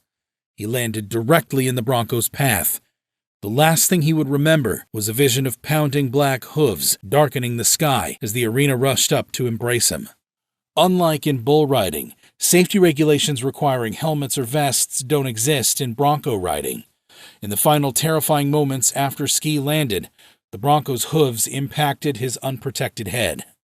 A terrible collective gasp shuddered across the stands. Veteran rodeo hands would later remark they'd never heard an arena grow so deathly quiet. In the horrific seconds that followed, with Ski's limp form crumpled in the dirt below, You could hear a single sob pierce the silence. An eyewitness would later comment, "You could hear a pin drop. I was looking over in the stands, and I don't know the lady. I couldn't pick her out of a crowd if I had to. She had her hands up just praying, praying, and praying. If that does not describe the rodeo community, I don't know what does." Crewmen chased down the crazed Bronc, still bucking in fury, along the arena fencing, while a small emergency crew carefully loaded Ski onto a backboard. Not a soul uttered a word as they silently wheeled him out. From the day he was born, all I ever knew to expect from Ski was the unexpected. This was unexpected, his mom Deanne said. That day she got the phone call that is every mother's worst nightmare. Emergency personnel worked feverishly to save the young cowboy, but the crushing blow to Ski's head was too deadly. Ski Burks died doing the sport he loved most in his young life. In the days after the tragic accident that claimed Ski's life, the North Texas rodeo community banded together to pay tribute to one of their fallen brothers. Under bright blue skies, they laid their cowboy prince to rest near generations of Burks' kin in the family plot. Later, a dazzling sight lifted the spirits of everyone who saw it. High in the clouds over Abilene crept the unmistakable shape of a cowboy on horseback, hat held high. Deanne swore she saw the vibrant image wave down to her just once before galloping out of view for parts unknown. To this day, she smiles remembering Ski's parting message from beyond, and finds solace knowing her one-of-a-kind boy died doing what he loved most, chasing abundance to the very end atop the back of a bronc called Double D. Still, the terrible risks remain for even the most skilled rough-stock rider. The next wonder horse can quickly become the last, as too many cowboys learn the hard way, paying for these treacherous 8 seconds in bruises, breaks, or even their very lives. For bronc riding legends like Lane Frost, Bill Smith, and Ski Burks, their glory days ended tragically in the dirt beneath merciless hooves after daring rides gone fatally awry. Though if you ask any, they might say there are far worse ways to die with cowboy boots on than battling big ornery broncs that can't be tamed. Imagine that your legs are clamped around a bull. The arena is filled with deafening cheers. The adrenaline pumps through your veins, and you find yourself starting to sweat. Your heart races as the gate bursts open, and the angry 1,500-pound beast underneath you comes to life, kicking and bucking its hardest. For years, you've been training for this moment, investing in your safety gear and working with top-notch coaches. But now, as you hang on to the raging bull with all your might, none of that matters, and all you can think about is making the buzzer and walking away somehow without getting hurt. In the world of professional bull riding, every second counts, and your skill is the difference between life and sometimes death. Throughout its history, the sport has seen its share of tragedies, with riders suffering life-altering injuries and even death. Bull riding has claimed the lives of over 20 professional riders, not to mention amateurs. The bull riding injury rate is approximately 10.3 times the rate of injury in American football, 13.3 times the rate of injury in ice hockey, and 1.56 times the rate of injury in boxing. But the most haunting aspect is the unspoken rule that no matter what happens, the ride must go on. If you browse through various websites offering guidance to aspiring bull riders, the costs will astound you, upwards of $50,000 a year. In addition, the equipment isn't cheap either. You'll need protective vests, chaps, and even a custom-made helmet, because when you're facing a massive, unpredictable animal, you'll definitely need all the protection you can get. So yeah, becoming a professional bull rider is a costly endeavor, but no matter how much you invest, no one can guarantee that you'll walk away unscathed, or that you'll even walk away at all. The risks are high, and the rewards are fleeting. But for those who dare to chase the 8-second dream, the thrill of the ride is worth every penny, and every grueling second spent training. So, do you think you have the grit to climb atop a raging beast for an adrenaline-filled 8 seconds? If you answer yes to that question, you might change your mind by the end of this video. Let's take a look at 6 of the top worst bull riding incidents in human history. I'm on a mission to hit 25,000 subscribers, so if you haven't already, smash that subscribe button. Some of these may shock you to the core, But you can also rest easy knowing some of the courageous cowboys on this list made it out alive, with their fair share of lifelong injuries. Our first challenger is none other than Tuff Hedeman. If you don't know about Tuff, his name should tell you everything you need to know. He was a true grit cowboy and a legend amongst the bull riding rodeo, even conquering the mighty Bodacious bull. It was this bull that was also responsible for his devastating injury. If you're like me and not familiar with Bodacious, here's a little introduction to one of the most feared bulls in rodeo. He was known for bucking so hard you could see his belly from the stands, and of the 135 riders who tried riding him, only 8 of them ever cleared Bodacious. Most of the riders who failed were bucked off in the first second or two. Some say Bodacious is the reason riders now wear full face protection, as the clever beast learned how to throw his head back and headbutt riders in the face. His absolute strength and explosive power made Bodacious the most infamous bull ever to step hooves into the rodeo ring. He became known as the world's most dangerous bull, and also the greatest bull ever to buck. Tuff Hedeman was one of the few men who actually cleared Bodacious on one occasion, but in his tragic incident, he wasn't as lucky. Richard Neal Tuff Hedeman was born on March 2, 1963, and had a career spanning some of the greatest years of bull riding. He traveled the circuits with his close friends Cody Lambert, Jim Sharp, Clint Brenger, Ty Murray, and none other than Lane Frost, who tragically lost his life to a bull in 1983. On 3 different occasions, Tuff won the Professional Rodeo Cowboys Association Bull Riding World Championship in 1986, 1989, and 1991. He also won a championship in 1993 for the now defunct Bull Riders Only organization. By 1993, Tuff had garnered over $1 million in career earnings, but a neck injury that same year at the National Finals Rodeo kept him out of the circuit for the entire year of 1994. On top of all his achievements, Tuff was instrumental in co-founding the Professional Bull Riders Association and won the 1995 PBR World Championship. Stephen Baldwin even played him in the 1994 movie 8 Seconds, about the life of Lane Frost, where Tuff was the stunt double for his own character.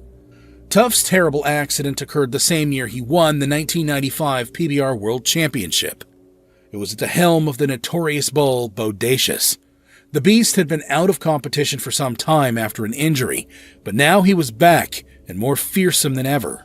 Plus, he had developed a new headbutt tactic, so he could easily remove riders with one foul jerk of his monstrous body. If you think you are a bull rider, Bodacious is the kind of bull that will make you leave the sport forever. Tuff had a history with Bodacious. In 1993, he managed to become one of the few riders to clear the bull, scoring an almost perfect score of 95.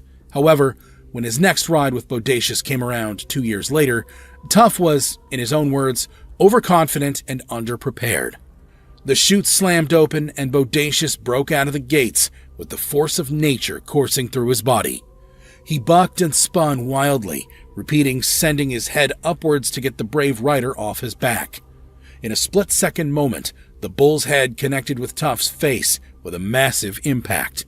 He was immediately wrenched off the wild beast, connecting against the ground with dead weight. The bullfighters surrounded Tuff to protect him from further damage, but the worst of it was already done. Tuff was led out of the arena. According to him, his face was numb, but he didn't realize the extent of the injury until he saw that everyone he passed looked at him like he was the devil. The life force left his face as he was led away from a near-fatal accident. Almost every bone in his face was shattered by the power of Bodacious. He lived through this insane injury, but he lost his sense of smell and taste, and after hours of reconstructive surgery, much of his facial expression had been lost. He spent nearly 2 months recuperating, but true to his name, he got back in the saddle in the sport that almost cost him his life. Later that same year at the NFR, Tuff drew Bodacious again, and fate waited to see what would happen. But Tuff's son had asked him never to ride Bodacious again. So after Tuff drew Bodacious, he turned the bull loose without a rider as the chutes opened, his sign of respect both to the bull and to his son. Tuff received a standing ovation from the crowd for knowing where his limits were. Tough Hedeman retired from bull riding in 1999 after he herniated a disc from a previous spinal injury. So, do you think you would have the guts to hold on to Bodacious for the wildest 8 seconds of your life? Next up, we have Bo Schroeder. This man was as tough as they come. He sustained numerous injuries in the arena, including several broken ribs and a broken right leg on 3 different occasions.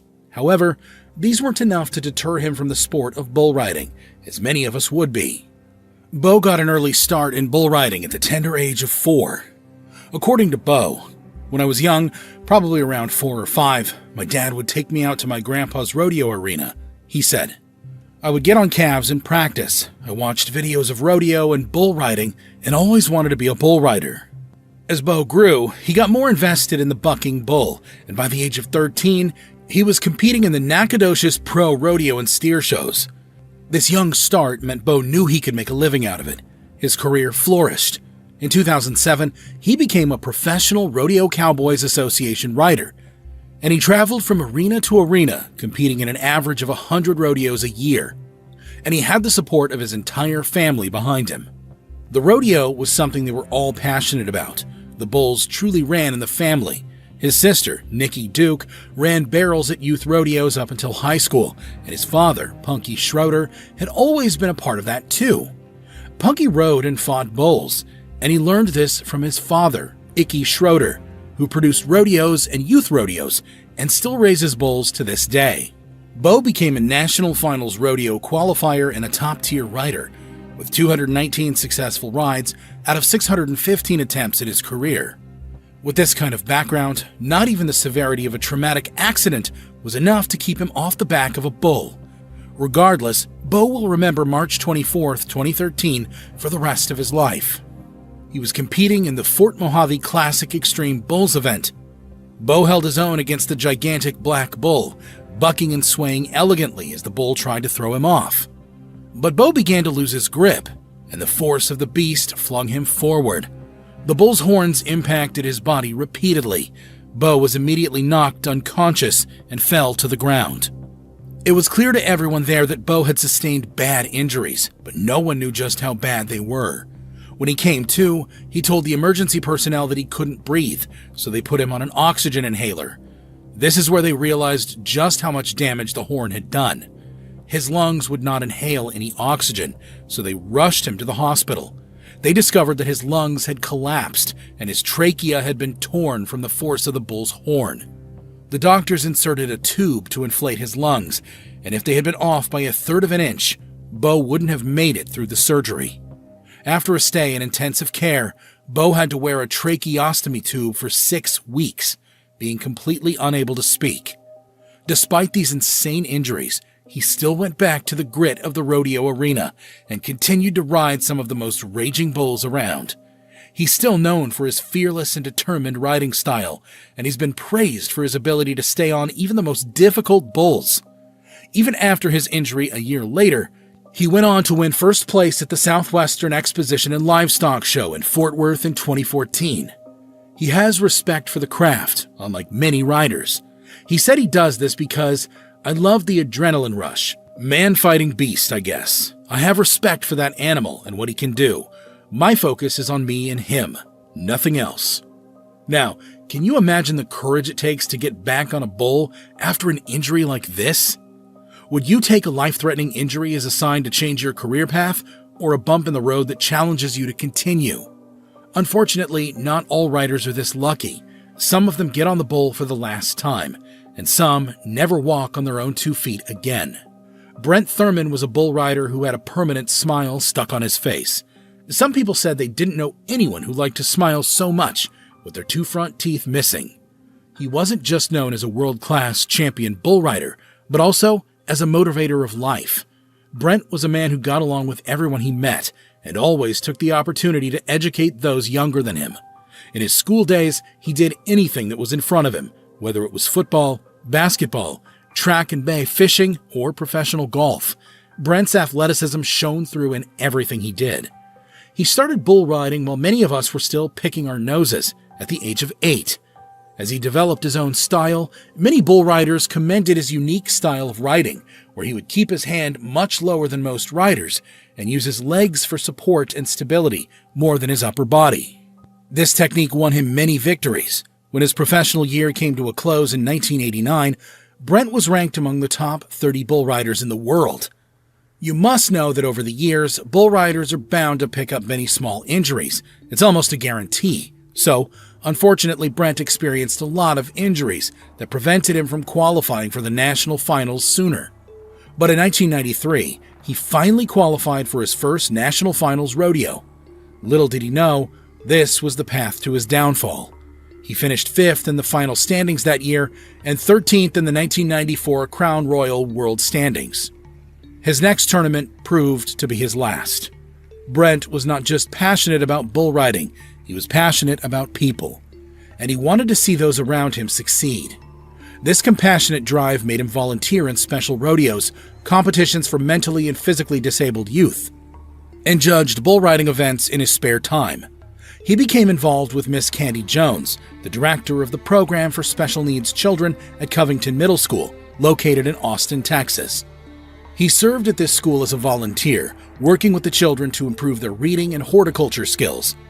This program became near and dear to Brent's heart, and he wanted to organize a championship bull riding competition, with the proceeds going to this school. This shows Brent's humanity and his passion for helping people. He was close to everyone around him. He loved children, loved new challenges, and always found humor and joy in life. So, let's go back to Brent's tragic ride in the 1994 National Finals Rodeo. Brent shot out the gates with his bull in hand. With his unique technique, Brent seemed to have the bull under his complete control. However, 4 seconds in, Brent got bucked off. What seemed like a normal end to the madness suddenly turned into a disaster as Brent became tangled in his leather rigging. He got caught up in the whirlwind of the bull and pulled underneath his mighty hooves. The bull fatally trampled Brent, turning his lively ride into a shocking tragedy. He never regained consciousness. This proved to be the last time he would ever step foot into the rodeo arena. Brent passed away in December of 1994. That day, the world was robbed of an empathetic soul who took the time out of his life to help others. Brent Thurman is the only cowboy to ever die at the National Finals Rodeo, and he will always be remembered by the community. Those he touched will remember the loss of his life, but there are some riders who have to deal with loss in a completely different way. Jerome "Danger" Davis is one such bull rider. His nickname is a testament to just how far he was willing to go to best the terrifying bulls these cowboys brazenly climb aboard. Jerome was born on August 10, 1972, in Colorado Springs. He followed in his father's footsteps and started bull riding at a very young age. He quickly showed natural talent, and everyone knew what the future held for him: a successful bull riding career. Like most bull riders, he had fast-paced, adrenaline-filled hobbies. These included motocross racing, hunting, and NASCAR, with some fishing for a relaxing balance. As a child, whenever he was asked what he wanted to be, Jerome always said, "I want to be a bull rider." Jerome rode his first bull at 11, but didn't manage to clear the full 8 seconds. Yet, he knew at that point he was going to be a bull rider. From then on, he participated in 12 to 15 rodeos a year. This number continued to increase over the years. Jerome won his first buckle as a freshman in high school. If you don't know what that is in bull riding, the buckle is normally awarded to the best rider in any championship. He continued to climb through the ranks of the best bull riders, securing a victory as the North Carolina State Rodeo Champion in 1990.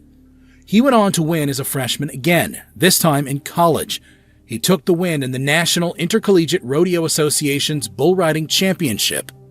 After freshman year of college in 1992, Jerome decided to take his bull riding to the next level. He qualified for the Professional Rodeo Cowboys Association and went pro. He started to get noticed, and in 1993, Jerome was cast in the aforementioned movie 8 Seconds as a stunt double for Luke Perry. His shining moment came in 1995 when he won the PRCA World Bull Riding Championship. From this point on, Jerome continued to blaze his way through the PCRA and PBR tournaments, ranking in the top 5 year after year. On March 14, 1998, Jerome's winning streak finally came to an end. Jerome "Danger" Davis was atop a humongous bull that would make the ground tremble as he walked. They left the chutes like two dancing partners, gracefully performing the moves they had memorized. In a tragic twist of fate, Jerome was thrown from the bull, breaking his neck as he slammed against the ground. Amazingly, Jerome somehow survived this brutal injury, but was left with the permanent reminder of the dangers of bull riding. Jerome Davis was paralyzed from the chest down. However, Jerome is a bull riding cowboy with a heart of steel and a mind of resilience. He did not let this defeat keep him down. He was awarded the Ring of Honor during the 1998 PBR Finals and continues to live happily with his wife, Tiffany. Jerome still continues to contribute to the bull riding community as a stock contractor, contracting some of the toughest bulls into the circuit.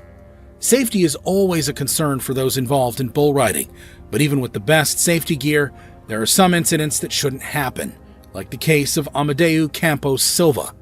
He was born in Brazil in 1998 and grew up with a love for rodeo and bull riding. He began riding bulls at a young age and quickly gained recognition for his natural talent and fearlessness in the ring. In 2017, Amadeu joined the Professional Bull Riders Tour in the United States, moving to Sunset, Texas, with his family to pursue his dream of becoming a professional bull rider. He quickly made a name for himself on the circuit, earning a reputation as a fierce competitor and a fan favorite. On August 29, 2021, Amadeu Campos Silva took his last ride during a PBR Velocity Tour event in Fresno, California. The 22-year-old was competing in the championship round when he attempted to ride a bull named Classic Man. During his ride, Silva was thrown off the bull and hit the ground. As he was attempting to stand up, the bull turned around and charged him, striking Silva in the chest with its horn. The impact caused severe internal injuries, including a severed aorta. Medical personnel immediately rushed to Silva's aid and transported him to Community Regional Medical Center in Fresno. Despite the best efforts of the medical team, Silva succumbed to his injuries and was pronounced dead at the hospital. Now, we all know that you have to accept a level of consequence when you are doing something extreme. We either live a stationary life or we take risks to turn the mundane into the exciting. Many of the gentlemen on this list lived such lives, accepting they could be left with lifelong injury or even death. However, the most tragic of incidents were those when a chance of life was ended before it could truly begin. This rings true in the case of Denham Bradshaw. The young teenage cowboy wanted nothing more than to climb on a raging bull. He wanted to paint his name as a professional bull rider in the rodeo halls of fame. In today's day and age, deaths are few and far between. Strict regulations mean riders wear protective gear on their face, chest, and any other part of their body, so when a death does occur, it's even more tragic. We're living in modern times, so much of our protection has been developed and redeveloped through years of hard testing in the field. With an expectation of protection, we don't expect the worst. However, accidents will always happen. And this is what happened to Denham Bradshaw. On January 28, 2023, Denham was riding a bull for the first time at the Rafter K Rodeo Winter Series in King, North Carolina. Everyone felt the excitement of the young man, as riding a bull for the first time is likely the most exhilarating few seconds you have ever experienced. With joy in his heart, Denham climbed atop the bull. He didn't realize that his intense passion would lead to a tragic end. During his final ride, Denham mounted a bull named Rocket Ride. As the chute opened, the bull began to buck violently. Denham could be seen having the time of his life in those few seconds, which felt like an eternity to the person on top of the beast. Rocket Ride threw Denham off within seconds. The young rider landed on the ground, and before he could get to safety, the bull stomped on his chest, causing severe injuries. The entire crowd watched in silence as EMTs worked on Denham's young body. Many of his fellow bull riders took a bow as they tried to save the boy's life. Unfortunately, their efforts were in vain. Emergency medical personnel rushed him to Atrium Healthwake Forest Baptist Medical Center. Despite their best efforts, Denham succumbed to his injuries and passed away later that evening. Denham Bradshaw may have had a short life, but he certainly passed doing what he loved. Tributes poured in for the young cowboy from the entire bullriding community. His mother, Shannon Bowman, expressed her grief and pride in her son on Facebook, writing, "I'm so proud of your bravery and your courage. My little cowboy. I will love and miss you so much, and I know God will take care of you." Denham had recently adventured into the world of bull riding and fell in love, according to a post on a GoFundMe page set up to raise funds for his funeral expenses. The post went on to describe his passion for the sport, saying, "The boots, the cowboy hats, and those big belt buckles, he loved it all. He got to ride his first bull on January 28th, and his excitement was palpable. None of us could believe that this first ride would cause his death, and we are beyond devastated.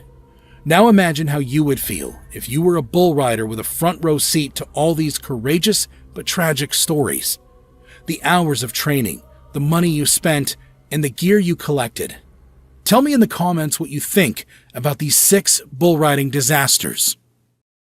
As the chute gate creaks open, your world narrows to just you and the bull beneath you.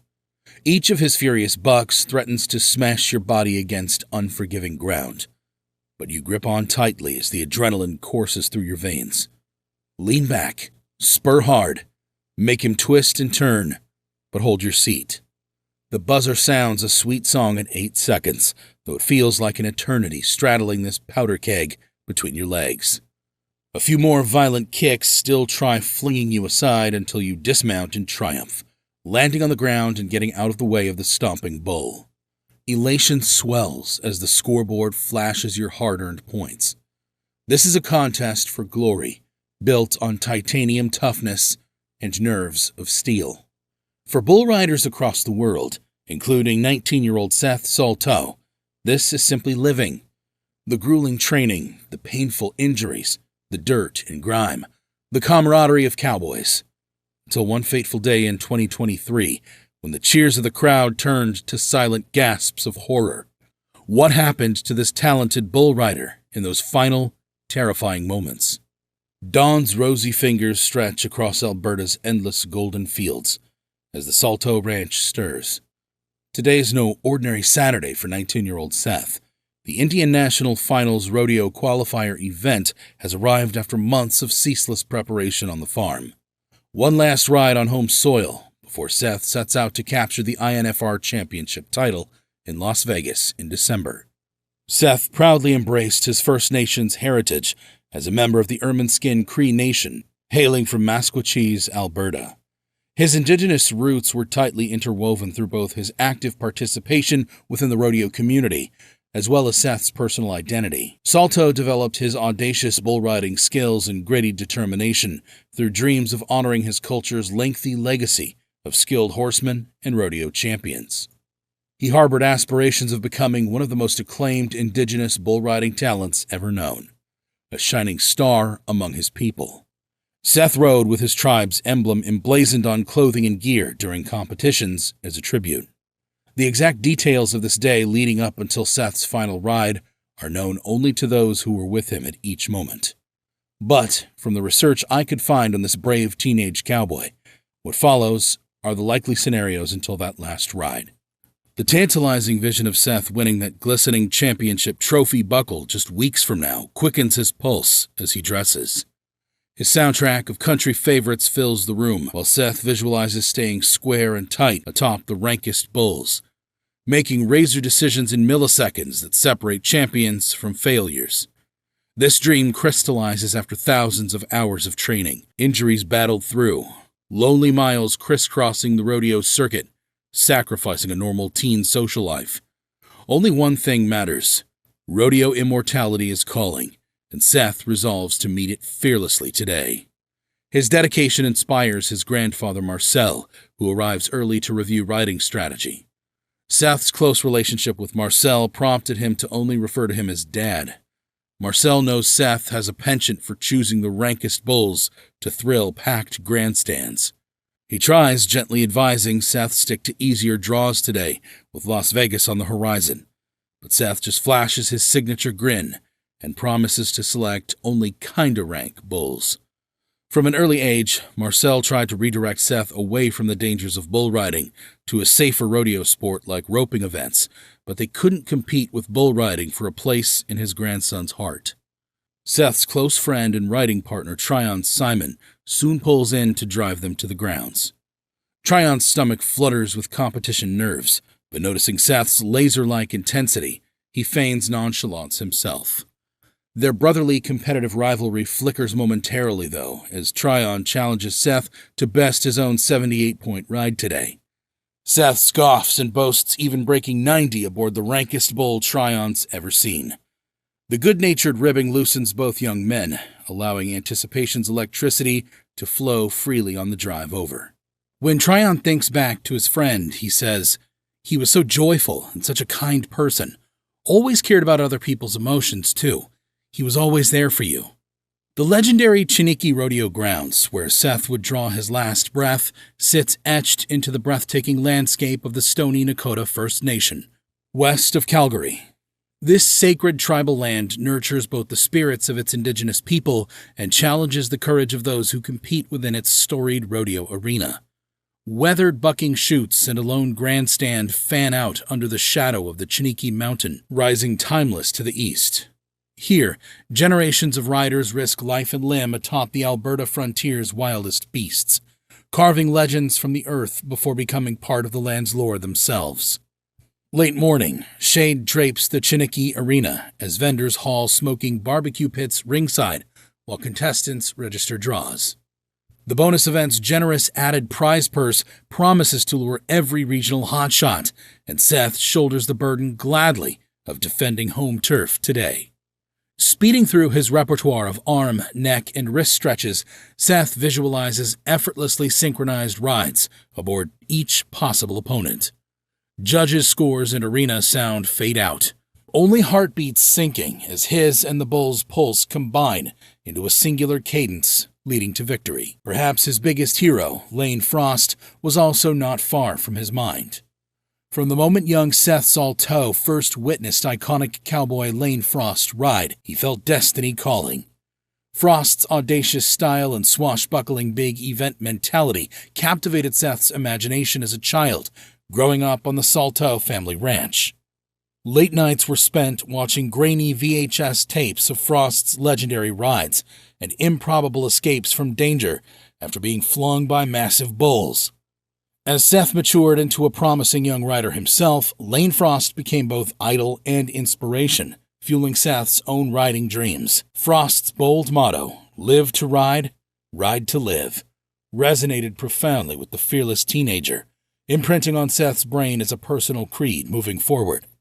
Salto made a pilgrimage to the commemorative statue honoring Frost's Cheyenne Frontier Days championship ride, moved by tragic photos recounting the injuries that ended Frost's extraordinary career and life prematurely in 1989. Vowing to ride with the guts and grit that defined his hero, Salto spoke often to friends of Frost's impossible comeback rides and charisma that he hoped to channel. Horrifyingly, fate would mirror their story, a shared tragic end shockingly early in their young lives. The stands overflowed with eager spectators hungry for excitement. Down in the paddocks and chutes, talented cowboys like Seth readied themselves, nerves and adrenaline amplifying the pounding of hooves against metal gates. Seth was no stranger to these pressure cooker environments, having already qualified for the prestigious Indian National Finals rodeo multiple times. Though still an up-and-comer, Seth had proven over the past 5 years that he contained grit and fearlessness exceeding his youth. At around 5 p.m., Seth strides toward the chutes. He's one of the final bull riding participants of the day. His eyes shine intensely, already wholly focused on the looming 1,700-pound black speckled bull in chute 1, digging furrows with sharp hooves. Opposite the judging area, Seth nods to his family, assembled ringside, then claps his grandfather firmly on the back. His grin doesn't quite mask the hard-set jawline, already visualizing a flawless, upcoming ride. With an assist, Seth pulls himself firmly atop the bellowing freight train of muscle and fury, pent furious below. He adjusts his gear, signaling he's ready, resplendent in white bull rope, vivid rider vest, helmet, and weathered leather chaps. Seth sits immovable. The very picture of gritty, boyish confidence. He gives a quick chin tip to open the gate. The shrieking gates swung open, and Seth exploded outward, clinging to a twisting, spinning missile of muscle. Time slowed as the lithe cowboy absorbed each bucking convulsion, leather gloves white-knuckled atop the swirling mass. But after several endless seconds of battle, Seth lost his grip, and the raging bull beneath him tossed him into the air. In mere moments, Seth's world shatters forever. He landed on the hard-packed dirt, but not before the bull's horn impacted the back of his head. Somehow, his safety helmet didn't crack, and he slowly made his way out of the arena before he collapsed to the ground. Seth's grandfather Marcel tells the tragic final moments of Seth's life.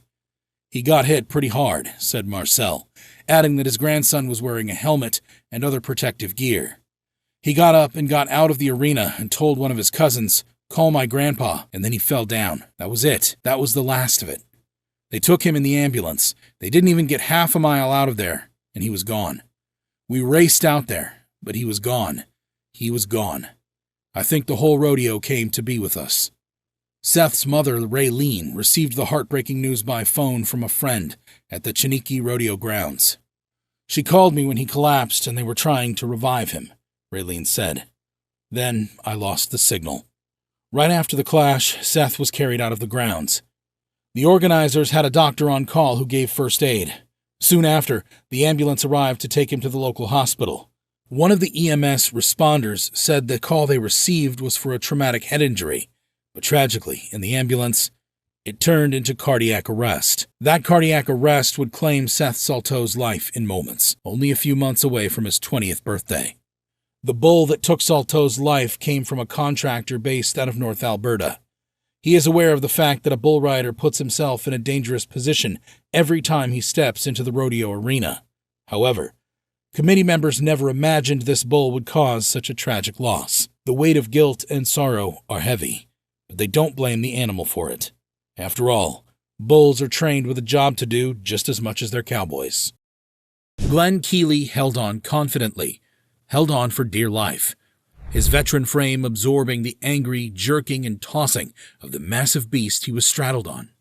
Seconds stretched into an eternity as two stubborn wills clashed, man and bull battling for dominance, while the crowd cheered encouragement excitedly. Finally, and all too soon, Glenn comes tumbling off, but not before the buzzer rings out loud and clear. He had made the buzzer. Fist raised high, Glenn rose with glee to face the roaring crowd. He had met the challenge and come out on top, as he always did. This was Glenn's second home. This was his favorite sport.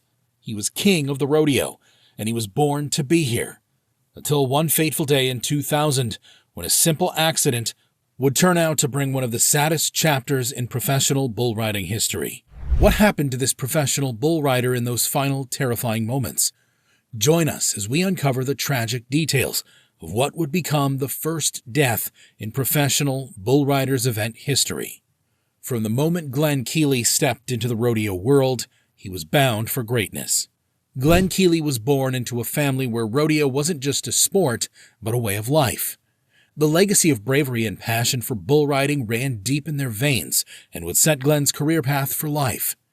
The Keeleys were no strangers to the dangers of bull riding, especially after a stark reminder came in 1994, when Glenn's brother Jason nearly lost his life in a terrifying encounter with a bull. Yet, this close brush with death did not deter the family. Instead, it spurred them on. Jason's miraculous recovery and return to bull riding inspired Glenn and the rest of the family, including his parents, sister, and 5 brothers, all of whom would face down bulls in the ring at various points in their lives. Despite his stellar achievements and the reverence he commanded, Glenn remained grounded and approachable. He was a beacon of support for up-and-coming riders, always ready to lend a hand or offer advice. In the Canadian rodeo scene, Glenn quickly became a legend. By the time he was just 12 or 13, everyone knew him as the kid who could ride. By 14, he was a champion steer rider. His rising star didn't stop there. By 18, he had seized the bull riding title, establishing himself as a force to be reckoned with. He was, to those who knew the sport, what Michael Jordan was to basketball, a once-in-a-generation talent. But unlike basketball, there are no timeouts in bull riding, no four corners offense, no halftime breaks, no towels to throw in. There's only one cowboy, one angry bull, and 8 desperate seconds. For those unfamiliar with rodeo, here are some of the basics in the sport of bull riding. The rider will grip the bull rope with one hand and must stay on top of the bucking bull for 8 full seconds. The timer only begins when the bull exits the chute completely by breaking the gate with its shoulder.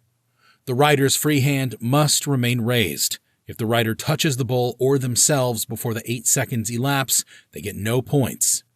Each attempt is timed until the rider touches the ground or the bull with their free hand.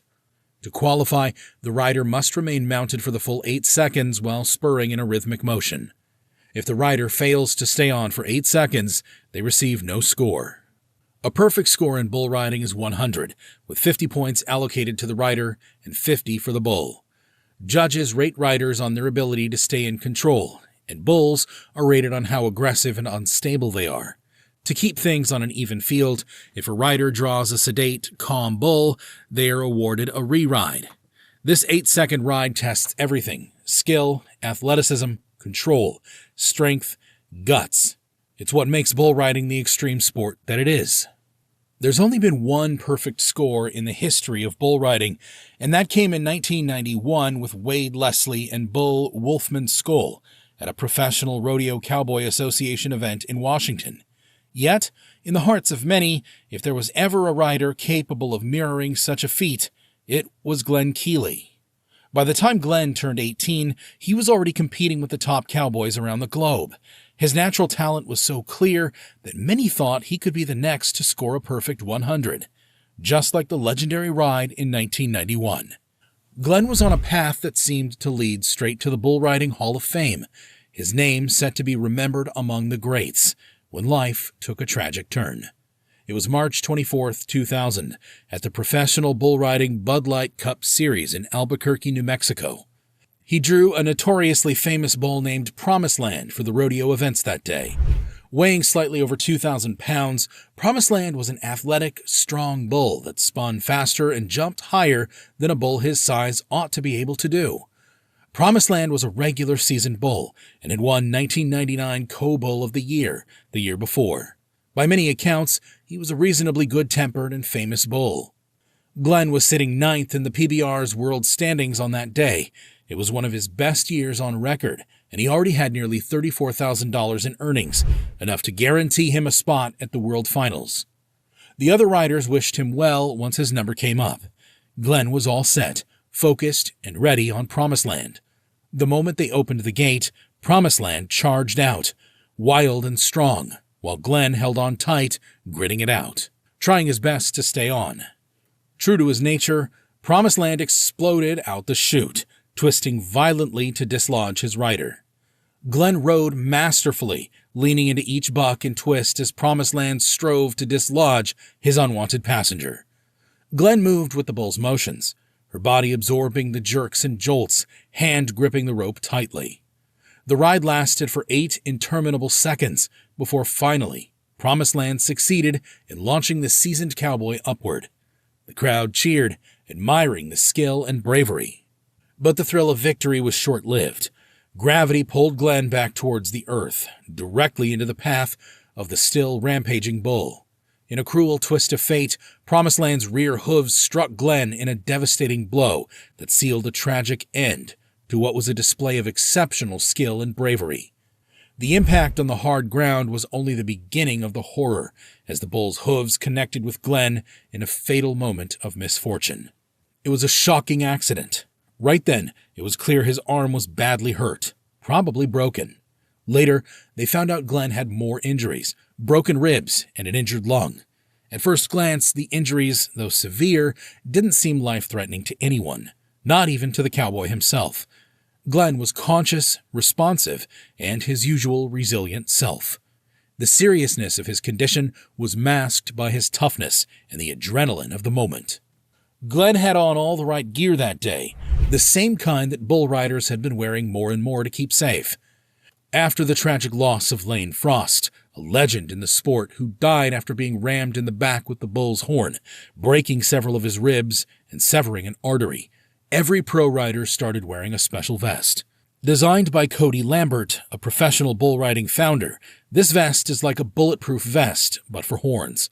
It's made to soak up the shock from a bull's hits, spreading out the force so it doesn't all hit one spot too hard. Riders also put on helmets to keep their head safe from the bull or the ground if they fall. But even with all this protection, riding a bull is still very dangerous. Bulls are huge and strong, and when they buck, they can hit with a power that's hard to guard against completely.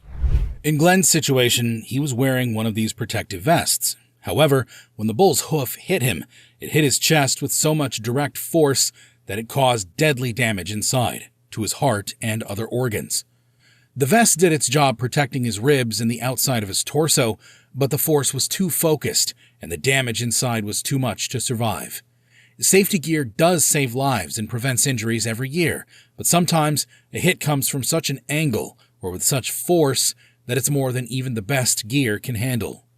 The chest and belly areas are especially at risk because vests can't fully protect against a direct hit from a bull that weighs around 2,000 pounds.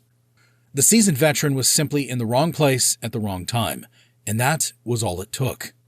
Beneath Glenn's calm exterior, a critical situation was unfolding. Glenn's initial bravery and resilience hid the true danger of his internal injuries.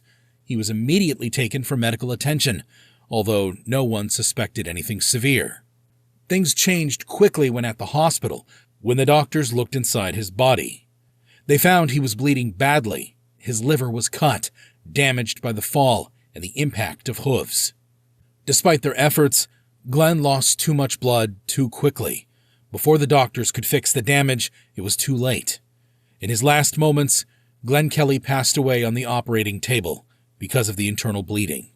He just clocked 30 years, and that was the last ride of his life.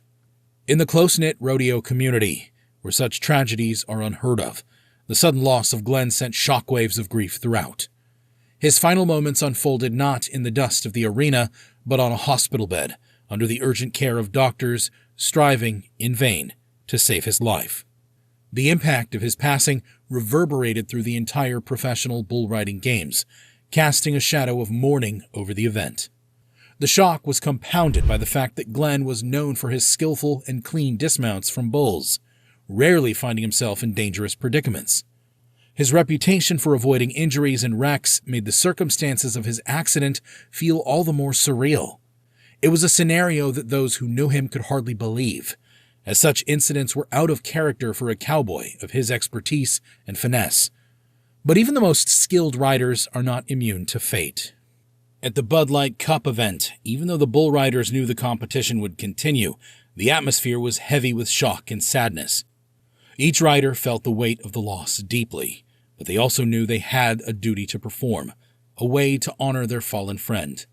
They climbed onto their bulls with hearts full of memories, each ride a tribute to the legendary bull rider they had lost. In the end, the victory achieved that night wasn't just for the record books. It was a tribute, dedicated to the memory of their comrade, ensuring his spirit rode with them in every buck and turn.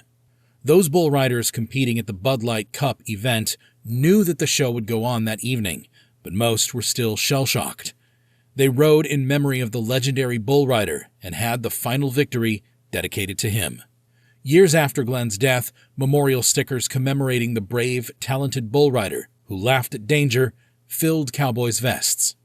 After Glenn's passing, the professional bull riders created the Glenn Keeley Award to honor his memory.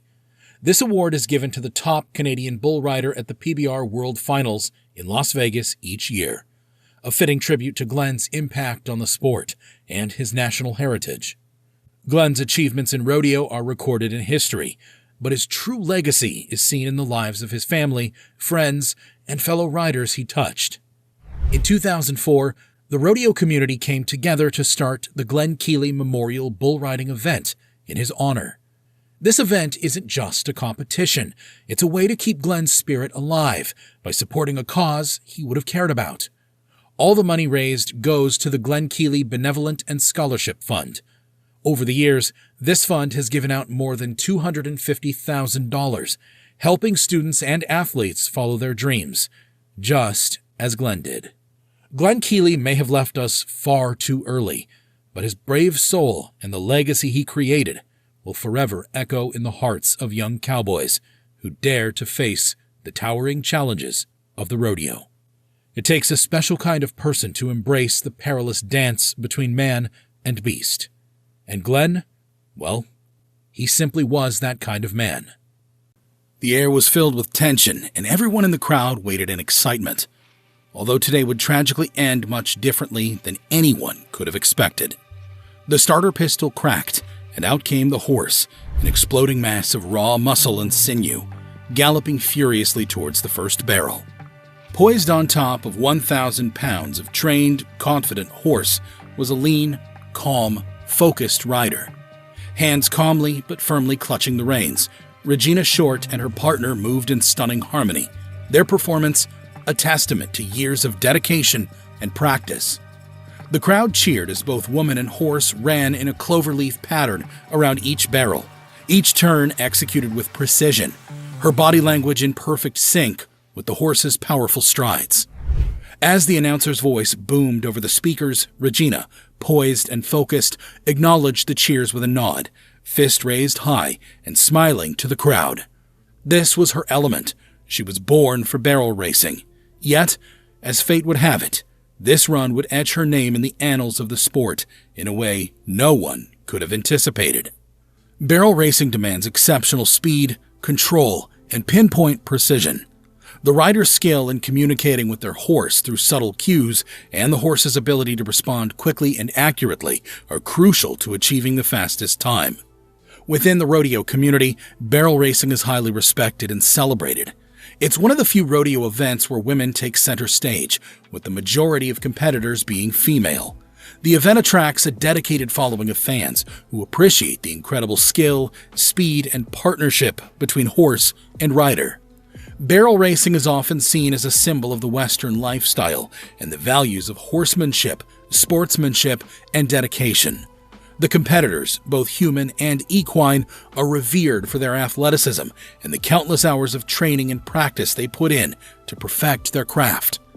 The bond between horse and rider is a central theme in barrel racing, as the two must work together seamlessly to achieve success. The excitement and drama of barrel racing make it a crowd favorite at rodeos across the country. And this was Regina Short's chosen battlefield.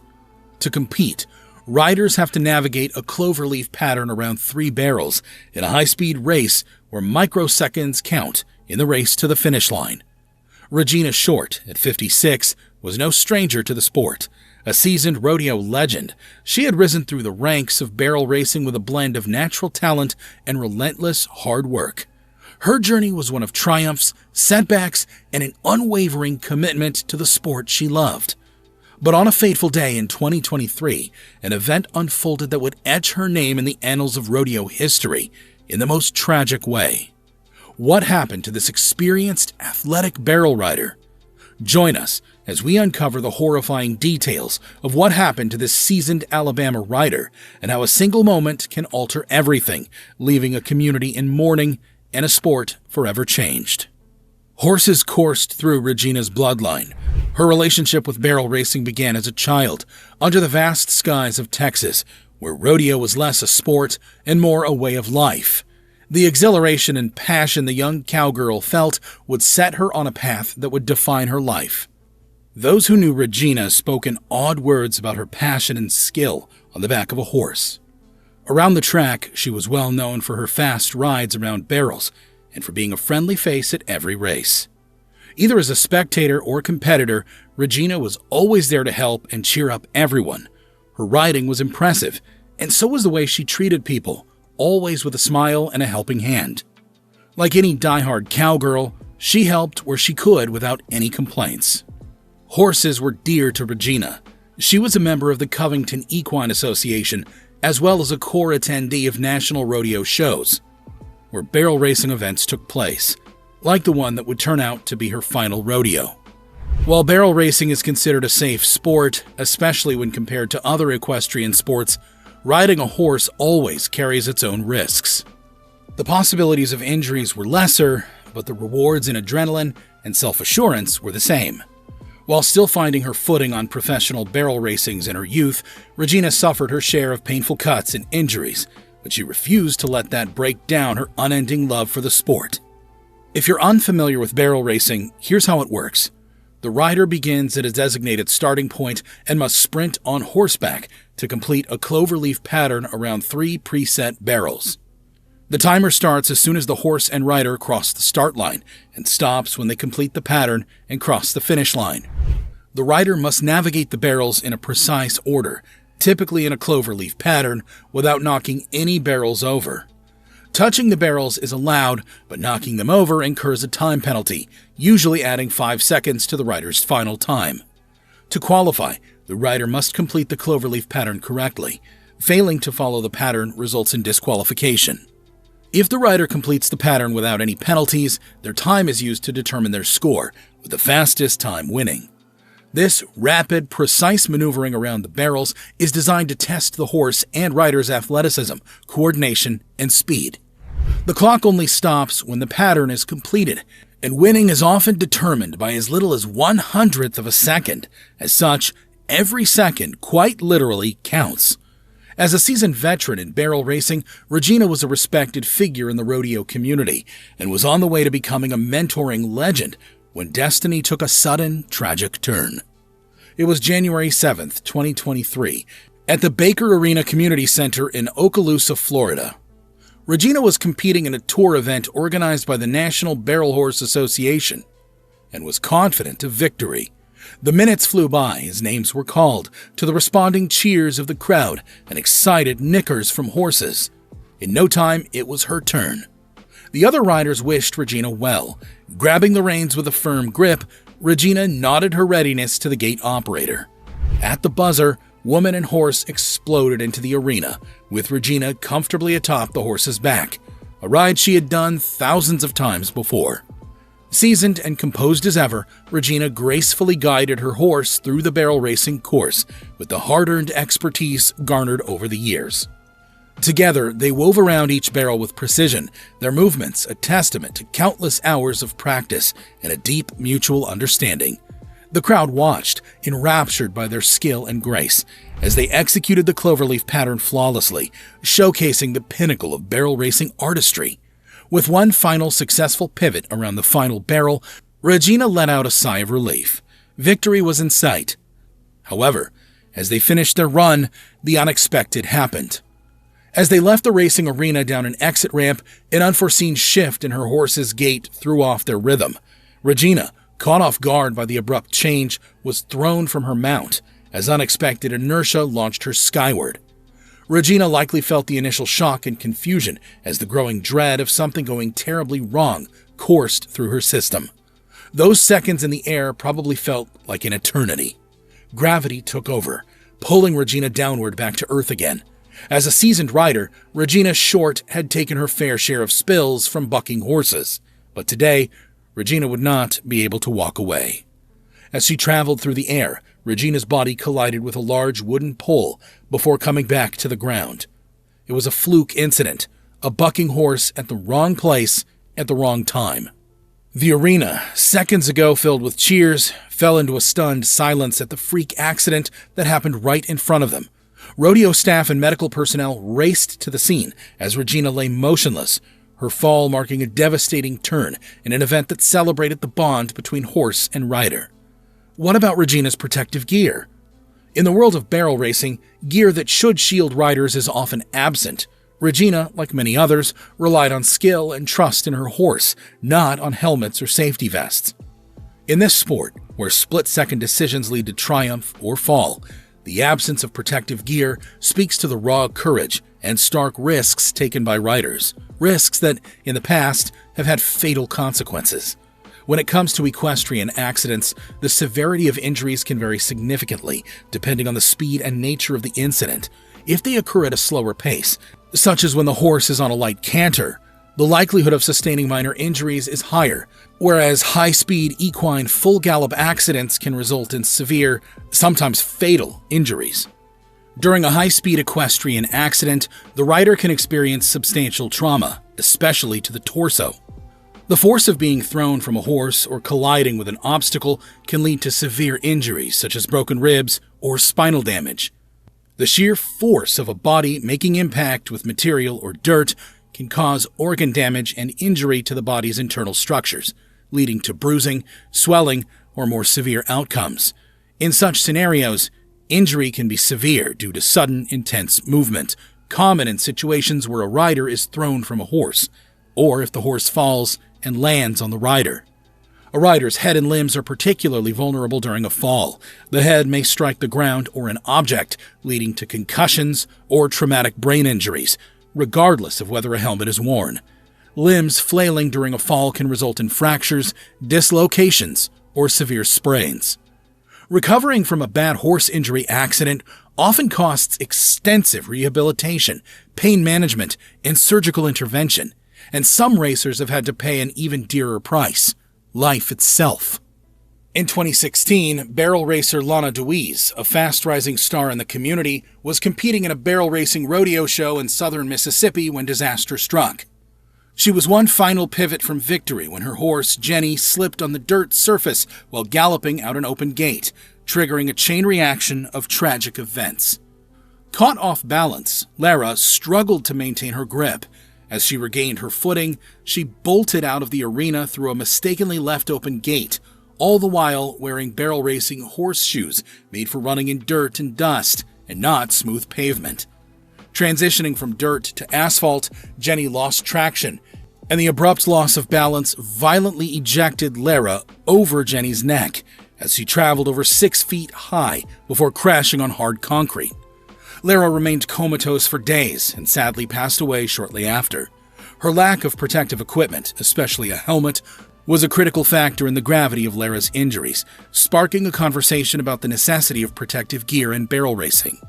These days, most barrel racers sport a combination of safety gear when racing to avoid fatal outcomes in the unfortunate case of a collision with either horse or equipment. For rodeo events such as bullriding, where riders have to stay atop a bucking bull for 8 seconds, competitors protect themselves from damage by wearing a specialized vest made of impact-absorbing material that protects the torso from the bull's blows. Their vests are designed to diffuse the force of the bull's movements rather than resist them outright. Many bull riders also wear helmets to protect their heads in case of impact with the bull or arena surface. But in barrel racing, unlike the bull riders with their vests and helmets, the focus is on speed and agility rather than direct physical confrontation with an animal. Riders like Regina Short typically do not wear extensive protective gear beyond basic riding helmets, which are not always mandatory in every competition. On that fateful day, as Regina and horse maneuvered through the course, there was no specialized vest or helmet to absorb impact, no gear to shield her from the harsh consequences of hitting a pole at high speed. When her horse unexpectedly shifted and Regina was thrown, her only defense was the instinctive bracing of her body as she collided with the wooden pole. The impact was severe, traumatic, and unfortunately, fatal.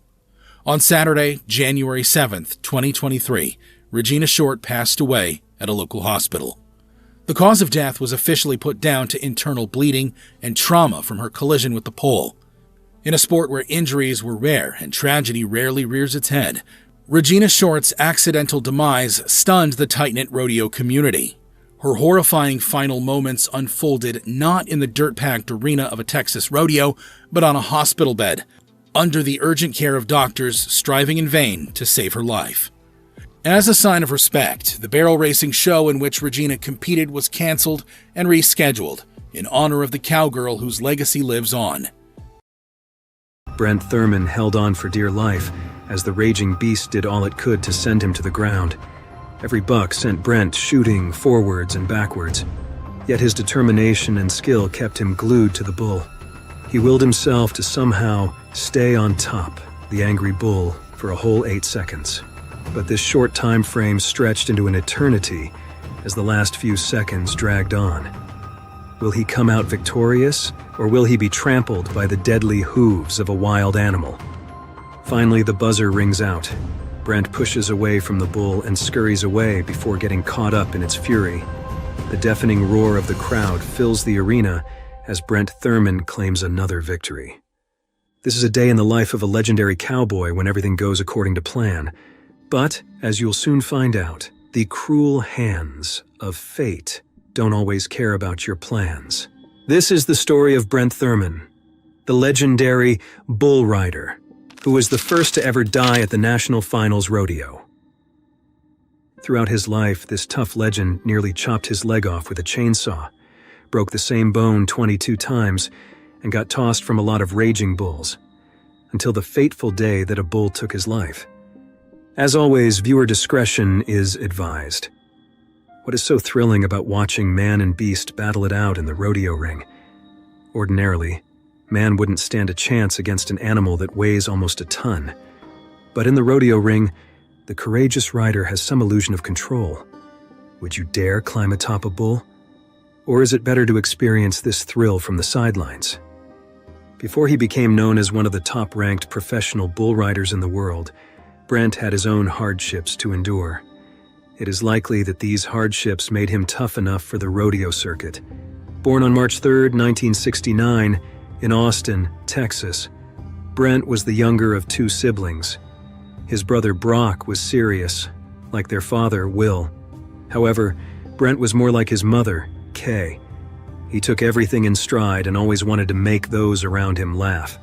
When the boys were 7 and 9, their parents went through a divorce that impacted both of them deeply.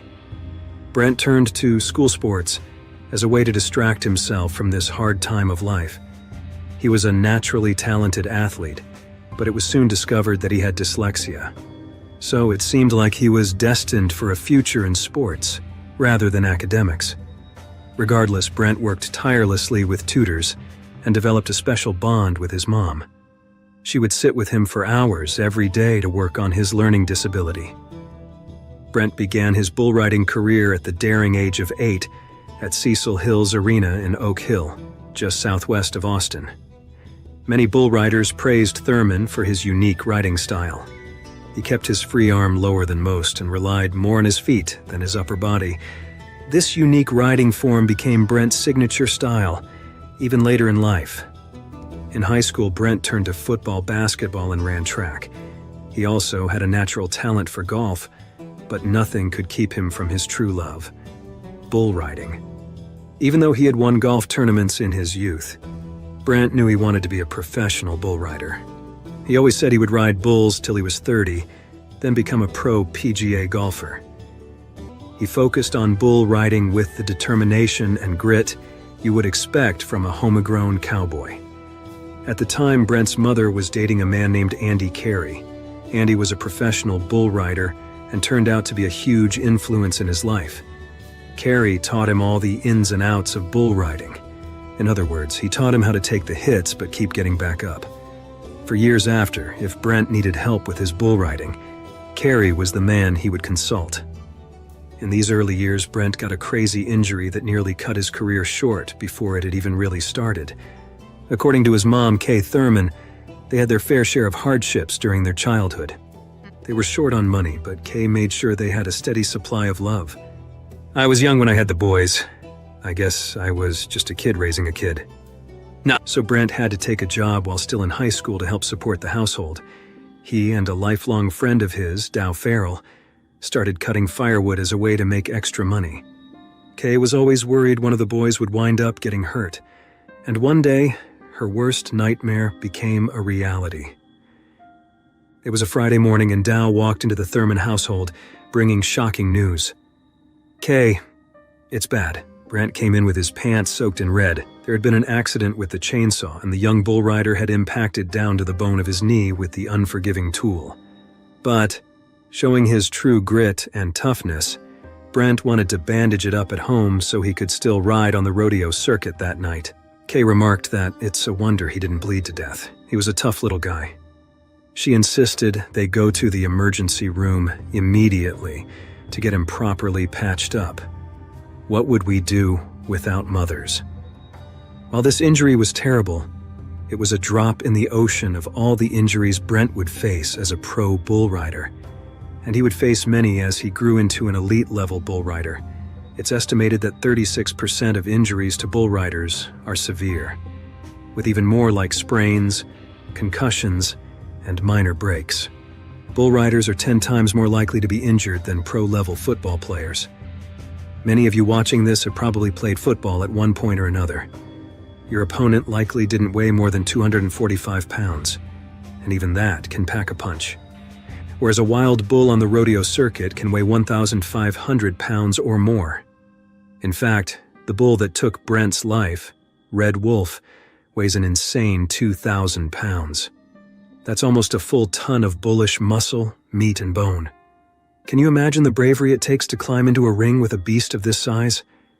Whether you call it bravery or stupidity, it takes an incredible amount of willpower to do what Brent Thurman and many other bull riders have done. And even out of the ring, Brent was known to have a tenacious attitude that lifted the spirits of those around him. Many of his friends joked that they did not know someone who liked to smile so much with missing front teeth. His mother, Kay, said that his true gift was how he handled people, even those he did not know. You know what I really loved about Brent? You could take him anywhere and he would be completely comfortable. It didn't matter if you had a nickel to your name or you were the governor, he was going to treat you both just the same. A year before his death, Brent met a couple in the lobby of the Gold Coast. It was his first time qualifying for the NFR. The couple he just met had never been to a rodeo and didn't know who he was, but Brent decided to invite them along. He got them a pair of tickets and even offered them a ride to the arena. He wanted everyone to see what he always loved, Tara said. He was that type of guy. That's just who he was. This personality trait came from Kay's side of the family.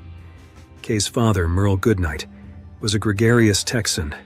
Merle's great-uncle was Charles Goodnight, perhaps the most famous Texas cattle rancher of all time, known as the father of the Texas Panhandle.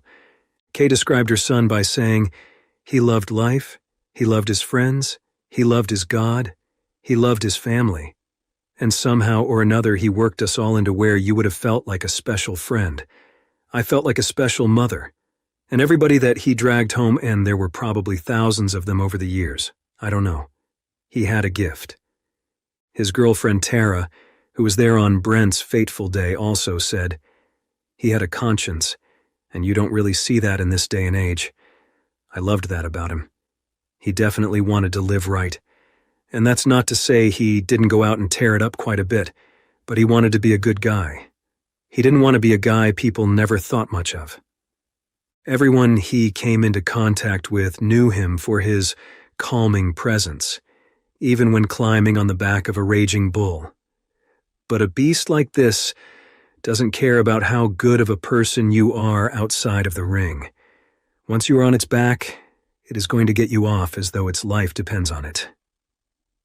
Throughout the years, Brent sustained his fair share of injuries, but it was worth it, as it brought a fair share of wins too. Brent's journey into the world of professional bull riding began with promise. After his first professional year ended in 1989, Brent made a name for himself as one of the top 30 bull riders in the world. However, small persistent injuries plagued him for several years, preventing him from reaching the national finals rodeo sooner than he had hoped. Despite these setbacks, his potential shone through, and he became a 3-time competitor in the Texas Circuit Finals Rodeo. Before Brent had made it to his first national finals rodeo, he broke his left wrist 22 times. Many of us go through our whole lives with 1 or 2 broken bones. Imagine breaking the same wrist 22 times over. He had it reconstructed in 1993, so he could focus on his career without a recurring injury holding him back. By 1993, Brent's perseverance had paid off, and he qualified for his first NFR. That year, he impressed everyone by finishing 5th in the final standings. The following year, in the 1994 Crown Royal World Standings, he continued to excel. He finished in 13th place. But even more impressive than his growing career and accomplishments was his character. Brent was more than a bull rider. He was a beloved figure among his peers and the wider community. Legendary riders and friends like Ty Murray, Randy Thornton, Brian Herman, and Michael Gaffney often spoke of the admiration many children had for Brent. His ability to connect with everyone he met made him a favorite both inside and outside the rodeo arena. Beyond his competitive achievements, Brent devoted much of his time to volunteering. He participated in special rodeos and competitions for physically and mentally disabled youth. During this period, Brent formed a close bond with Ms. Candy Jones. She was the director of the program for special needs children at Covington Middle School in Austin, Texas. He volunteered at the school, assisting with reading and horticultural projects for the children. This program became very dear to Brent's heart. He dreamed of organizing a championship bullriding event, with proceeds going to support the program. His commitment to helping others was a testament to his character. Brent was also a founding member of the Professional Bull Riders Association in 1993. He was looking forward to the changes it would bring. Other founding members include pros like Jerome Davis, Cody Lambert, and Tuff Hedeman. If you haven't heard of Tuff Hedeman, you may have heard of the bull that nearly ended his career. It was a fearsome beast named Bodacious. In 1995, Bodacious headbutted Tuff so hard that he shattered almost every bone in his face. But this was nothing compared to the fate Brent would face at the hands of Red Wolf. Brent almost bested Bodacious at the 1994 Bull Riders Only World Finals in Denver, Colorado. He was knocked off just shy of the 8-second mark.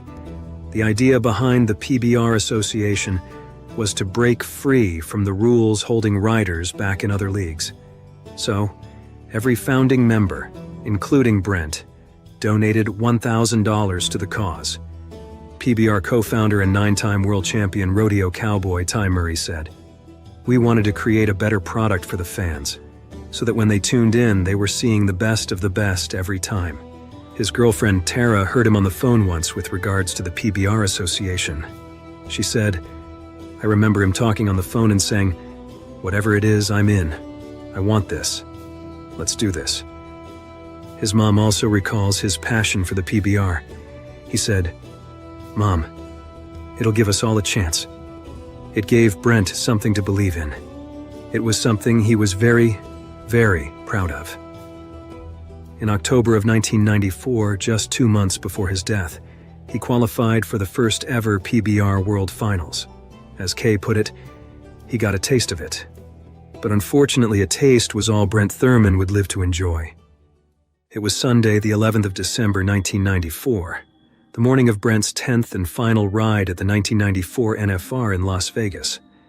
Brent Thurman was known for having a calming presence in one of the most dangerous sports in the world. But that December morning, he woke up anxious about his final round matchup with a ferocious bull named Red Wolf at the National Finals Rodeo. He had to settle his nerves, so he nervously asked Aaron Semas for his thoughts on the bull.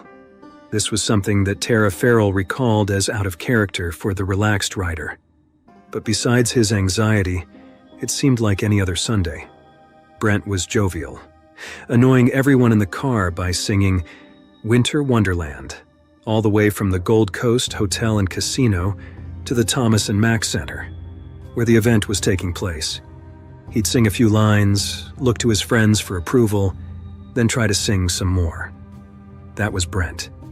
He was a joker who could make almost anyone feel at ease in a tense situation. As they finally arrived at the arena, Brent joked, "The minute I get off that bull, I'm gonna have a shot at tequila." Maybe his body and mind were trying to warn him. His usual calmness was really overshadowed by his anxiety that morning. Either way, he never had the opportunity for that final drink. More than 17,000 people were in attendance. As Thurman pinned on his number 53, he slowly prepared for the last ride of his life. His opponent that day was the mighty Red Wolf. This massive beast bucked some of the best cowboys to ride in the rodeo arena. He bucked from 1988 until 2000, for a total of 12 years. This is considered an old age for a bucking bull, which is especially impressive considering he bucked more than 100 times at all levels. In 1996, Red Wolf won the Professional Rodeo Cowboys Bull of the Year title. In 2013, He was inducted into the Professional Bull Riders brand of honor. As far as bucking bulls go, Red Wolf was the perfect specimen. He was powerful, intense, and had the swagger of a champion boxer. Years of selecting the finest breeds led to a beast of this stature. So, Brent settled on his place atop Red Wolf, waiting for the chutes to burst open. Now Farrell remembers that it took longer than usual for him to call for the opening of the gate. We can only speculate on what was going through Brent's mind. But it's likely the previous nerves he felt were starting to act up, but it was not in the cowboy's nature to back down from a challenge. The crowd roared as the chutes holding back a beast, and a brave rider swung open. The 2,000-pound bull exploded forward, kicking and spinning wildly. Brent was in his element, controlling the forceful movements of the bull with his unique skill, using his lower body for control more than his upper body. 1, 2, 3, 4 long seconds are all it took for Brent to be bucked off by Red Wolf. In the first split second, it seemed like a normal dismount for the bull rider, until the moment his foot became entangled in the leather rigging attached to Red Wolf's body. Brent got tangled and lost his balance as gravity mercilessly sucked him toward the ground. Unable to get clear of the bucking bull, he was pulled underneath its giant hooves, getting trampled in the process. Red Wolf's hooves came down on his head and neck, immediately knocking the brave rider unconscious as he slipped into a black void. Tara recalled the horrific Sunday afternoon in Vegas. I remember thinking, get up, get up. This is Brent. He's going to get up. And then thinking, this is not good. Dow said that we went from walking in a winter wonderland to the worst nightmare you could imagine. It's almost to where your brain can't comprehend something that quick. Brent was rushed to the University Medical Center with severe cranial and facial fractures. He lingered for days, laying in a coma on life support. His parents kept a vigil in the hospital parking lot, staying in their motorhome to be close to their son. As each day passed in agonizing slowness, there were no changes. Brent didn't gain consciousness and never again gave his parents or his girlfriend that disarming grin. In her final words to Brent, his girlfriend Tara reassured him that it was okay to go and be with God. 6 days after stepping into the ring and straddling Red Wolf, Brent Thurman passed away at the young age of 25 years old. It was his love, his passion, and it made his 25 years incredibly happy, Tara would later say. Although he didn't live to see the fruits of his Public Bull Riding Association dreams, Brent Thurman was inducted into the PBR Hall of Fame in 2012, 18 years after his tragic death. Thurman's mother, Kay, took his death especially hard. For 2 years, Kay felt mad at God, until she realized that holding on to that anger only hurt herself. She felt guilty for having put him on his first bull. Eventually, she came to terms with that decision. That child was my life. Nothing matters without him in it. An honor guard of 170 pallbearers and 1,500 of Thurman's friends and colleagues attended his funeral at the Travis County Exposition Center in Texas. He was your friend even if you never met him, Robert Waite, a fellow rodeo performer, told the Austin Journal. Everyone was welcome at his campfire. 8 seconds is all it takes to become a legend in the rough pits of the rodeo arena. Sounds easy, doesn't it? That's where you're dead wrong. 8 seconds with a wild, bucking tank underneath you will be the longest seconds of your life. Today we're looking at 6 of the worst rodeo disasters in human history. Can you just imagine waiting for the gates to swing open? You can feel the pulse of the bull beneath you as it furiously shoots air from its nostrils. Its tense muscles and large frame remind you of the power you are now trying to conquer. Will you come out on top, or will you be smashed into the dirt like so many riders before you? You might plant your feet on the ground as a victorious champ, or you might end up like the unlucky rodeo champs that made it to our list, either waking up on the dirt in an ambulance or never waking up at all. You might pity the bull in this situation, but the truth is, the rider often faces the most harm. It's estimated that 21 professional bull riders have died since 1989, and this doesn't even include unverified numbers from amateur leagues. If you are lucky and never get a serious injury from a raging bull, you can look forward to joint damage, potential nerve damage, and even hearing loss.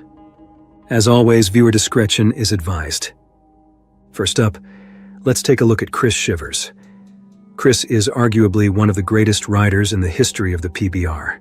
He has history-making firsts to his name, won the PBR World Championship twice, and nearly died once. His professional career started in 1997, just a year before the accident we're talking about. He was the first PBR bull rider to register 13 90-point rides in one season. On top of that, he has the most 90-point rides in PBR history, topping out at 94. He also made a fair share of money in his bull riding career. He was the first rider to earn $1 million, $2 million, and $3 million in 2001, 2002, and 2003, respectively. These are just some of his firsts. Chris Shivers also holds an impressive list of achievements over his 16-year career in the PBR. It's no wonder he was inducted into the PBR's Ring of Honor in 2013. The PBR Ring of Honor goes to individuals who have made a significant contribution to the sport of bull riding. It is both a physical ring and a fellowship of men whose blood, sweat, and heartaches have been instrumental to the present and future of the sport. This prestigious honor will put you alongside names like Ty Murray, Brent Thurman, and Jerome Davis. However, Chris was never keen on speaking too much about himself. There's a pretty big list of guys that have done something special, and that was a big part of my career. There was some meaning in it to be able to leave a mark. And in his time, he certainly left a mark. Let me take you back to the action of the 1998 PBR Boise Bull Riding Blowout in Boise, Idaho. The arena was packed with excited fans, all waiting to see the next big ride. Chris was among the riders, ready to leave his mark. He had his sights set on the PBR World Finals and would not back down from a challenge. But little did he know, this ride wouldn't go as planned. Chris was matched against Shorty, a fierce Mexican fighting bull owned by Dan Russell. As soon as the metal chute was open, Shorty burst out of the gates with all his might. Despite the bull's best efforts to throw him off, Chris held on with all the grit, grace, and determination of a cowboy. The crowd cheered as he defied the beast's powerful bucks and twists. They thought he had done it, but this was a fearsome bull. Eventually, the beast had its way, and Chris was thrown off, landing hard on the ground. He was knocked unconscious on impact. The arena fell silent as Chris made no sign of getting up. The bull, not satisfied with just knocking Chris off, turned back and started charging him. Shorty rammed him with its horns repeatedly. It trampled over him multiple times, as though reminding him who was in charge. The bullfighters and rodeo clowns rushed in to divert the bull's attention. They did their best, but Shorty was relentless. He made his way back to Chris, delivering another fierce blow. The crowd held their breath, watching the terrifying scene unfold. Responders surrounded Chris and loaded him onto a stretcher. Everyone feared the worst. Using the last of his willpower, Chris managed to raise his arm. He signaled to everyone that he was okay as the paramedics rushed him out of the rodeo arena. Despite this near-death encounter, Chris Shivers didn't let it stop him. He went on to win the PBR World Finals in 2000 and again in 2003. His remarkable 16-year career in the PBR saw him retire in 2012 with an impressive $3.3 million in earnings. Thankfully, Chris made it out of this brutal encounter alive, but there are many others who weren't so lucky. If you're a fan of the thrills of bull riding, you may have heard the name Bonner Bolton. If you haven't heard of him, we'll give you a quick rundown. Bolton broke onto the bull riding scene in 2008 when he won the championship bull riding, CBR, world title at 20 years old. His achievements only got more impressive from this point on, as you're about to see, until a horrifying incident changed his life forever. Bolton was born on June 1, 1987, in Odessa, Texas. He was raised on a ranch located between Odessa and Gardendale, Texas. His father, Toya Bolton, was also a bull rider who taught him how to ride. He joined the junior rodeo at the age of 10. Bull riding opened doorways to Bolton's future. He received bull riding scholarships to study at Odessa College and Texas Tech University. His professional career spans 14 years of clenching onto fearsome, bucking bulls. He qualified for the CBR World Finals 5 times, from 2007 through 2011. He won the World Championship in 2007. In 2011, he won the CBR event in Las Vegas, Nevada. In 2013, he won the CBR event in Hobbs, New Mexico. During this time, he was also competing in the PBR circuit, which came to an abrupt end after his injury in 2016. On February 14, 2015, Bonner competed in the Velocity Tour event at the Yakima Valley Sundome in Washington. In the championship round, he delivered an impressive ride, scoring a high of 90.5 points. This victory not only earned him 80 points towards the world standings, but it also marked his second Velocity Tour win of the 2015 season. Many agree that the 2015 season was his most successful pro bull riding year, even with minor injuries that held him back. He also got a taste of Hollywood fame in the film The Longest Ride. Clint Eastwood's son, Scott Eastwood, played the main character, with Bolton being a stunt double for the fictional bull rider. Eastwood's stunt of bulls had to ride a top-ranked PBR bull named Rango. Rango was a real bull, known for his tenacity, with only 12 successful rides out of 75 attempts in his career. On August 9, 2014, Bolton and 3 other riders tried to ride Rango for a full 8 seconds. Bolton was just shy of clearing the bull, but it was more than good enough for the film. He described the moment as intense. He knew the production relied on a successful ride. In January of 20s, Bolton would face his last ride. This day would end his pro bull riding career and plunge him into depression. I had this feeling that weekend that something big was going to happen. I thought maybe it would be my first big win. Something big did happen that would change his life forever. But that was not what he was expecting. In his career, Bolton ripped his biceps off his arm, dislocated his left shoulder 3 times, and shattered his collarbone. But nothing could have prepared him for this accident. Bolton was on a bull known as Cowboy Up, a massive black beast weighing in at 2,070 pounds. As he went to dismount, Bolton was bucked off the back of the bull. He spiraled through the air toward the unforgiving ground and landed directly on his head. In that moment, Bonner felt a loud crunch and realized he was unable to move. He could see his hands, but he couldn't feel them. Frightened and unable to move, he laid his head on the ground.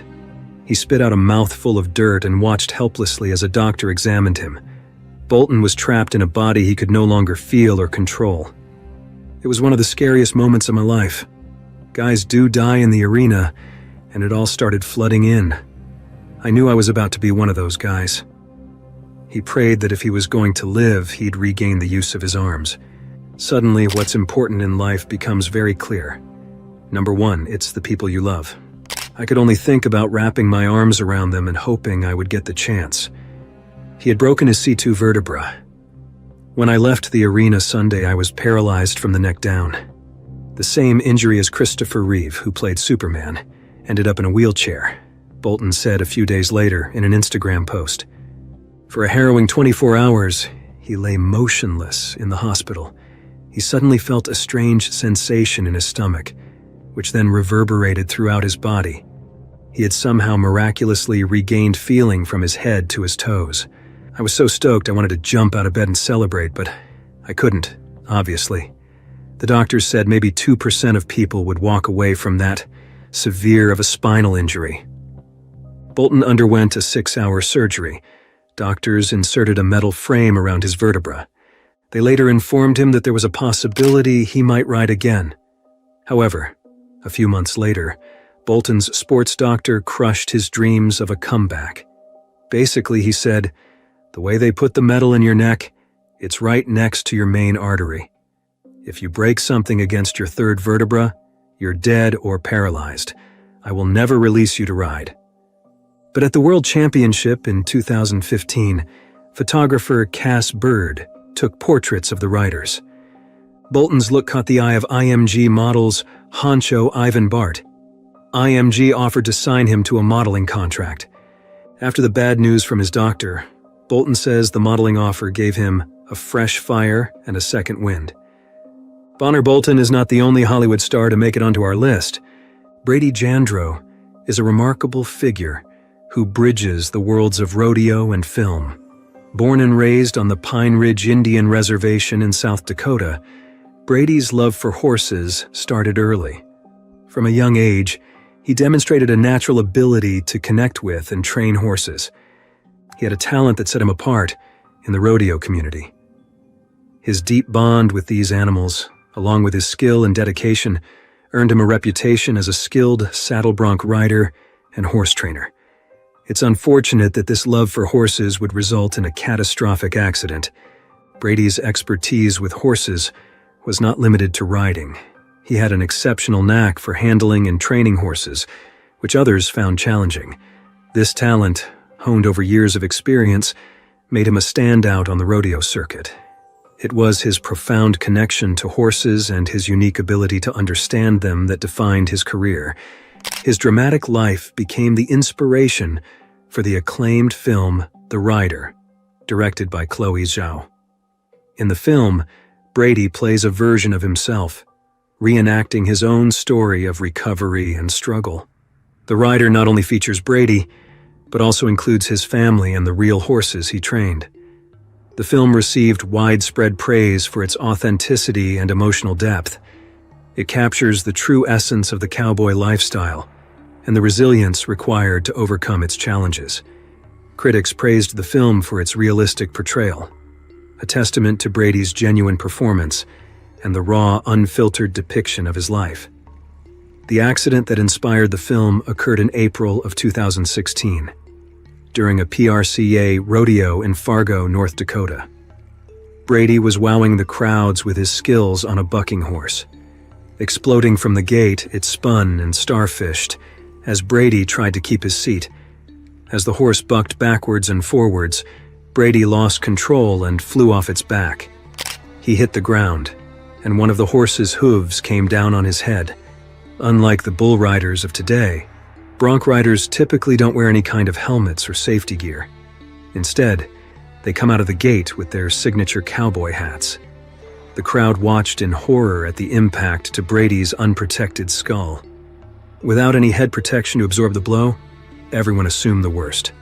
People rushed to his aid as his unconscious body lay completely still in the dirt of the rodeo arena. The catastrophic incident resulted in a severe head injury and a fractured skull. The accident was a life-altering moment, throwing his future into uncertainty. The doctor's prognosis was grim, and they warned him of the dangers of returning to riding. But for Brady, the thought of not riding again was more terrifying than the risk itself.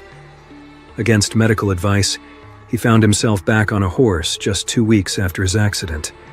This act of sheer determination and passion for riding marked a pivotal moment in his life. Beyond the silver screen, Brady's life continued to revolve around horses. Together with his wife, he runs Brady Performance Horses. Here, they train quarter horses. This new chapter in his life highlights his resilience and adaptability. His journey from a rodeo rider to an actor and horse trainer shows his spirit and commitment to his passion. While this injury to Brady Jandreau was life-changing, at least his life could still go on. The same cannot be said for the next 2 talented souls on this list. You likely haven't heard the name of Jason Gustavo Artavia Vasquez. This 28-year-old was an amateur bull rider from Costa Rica. The accident goes to show that any bull, no matter its size and stature, is a dangerous animal that can kill. The day began like any other in the world of rodeo. The atmosphere was electric with anticipation as the crowd gathered to witness the feats of the riders. Among them was Vasquez, a seasoned rider known for his courage and skill. He mounted the bull with determination, ready to face the powerful beast in the heart of the arena. As the gate opened, the bull, A mass of muscle and raw power charged into the arena. Vasquez held on tightly as the bull bucked and jumped to get him off. The crowd roared, captivated by the intense battle. However, in a sudden twist of fate, the bull lost its balance. It fell heavily on its side, crushing Vasquez beneath its enormous weight. The crowd gasped in horror as the rider was trapped under the bull's body. The muscular animal quickly scrambled to its feet, but Vasquez was still caught in its grip. The bull, disoriented and agitated, began to toss the unconscious rider around like a rag doll. Footage of the scene shows just how brutal and terrifying these last moments were. Each movement seemed to defy the laws of nature, as the bull's strength flung Vasquez through the air. After what felt like an eternity, the bull managed to throw Vasquez off its back. The 28-year-old rider hit the ground with a sickening thud. He lay motionless as the dust settled around him. The crowd, which had been roaring moments before, fell into a stunned silence. Amidst the chaos, dozens of men rushed into the arena, risking their own safety to reach Vasquez. They managed to pull him clear of the danger, but the damage had already been done. Red Cross worker Marina Villalobos was among the first to respond.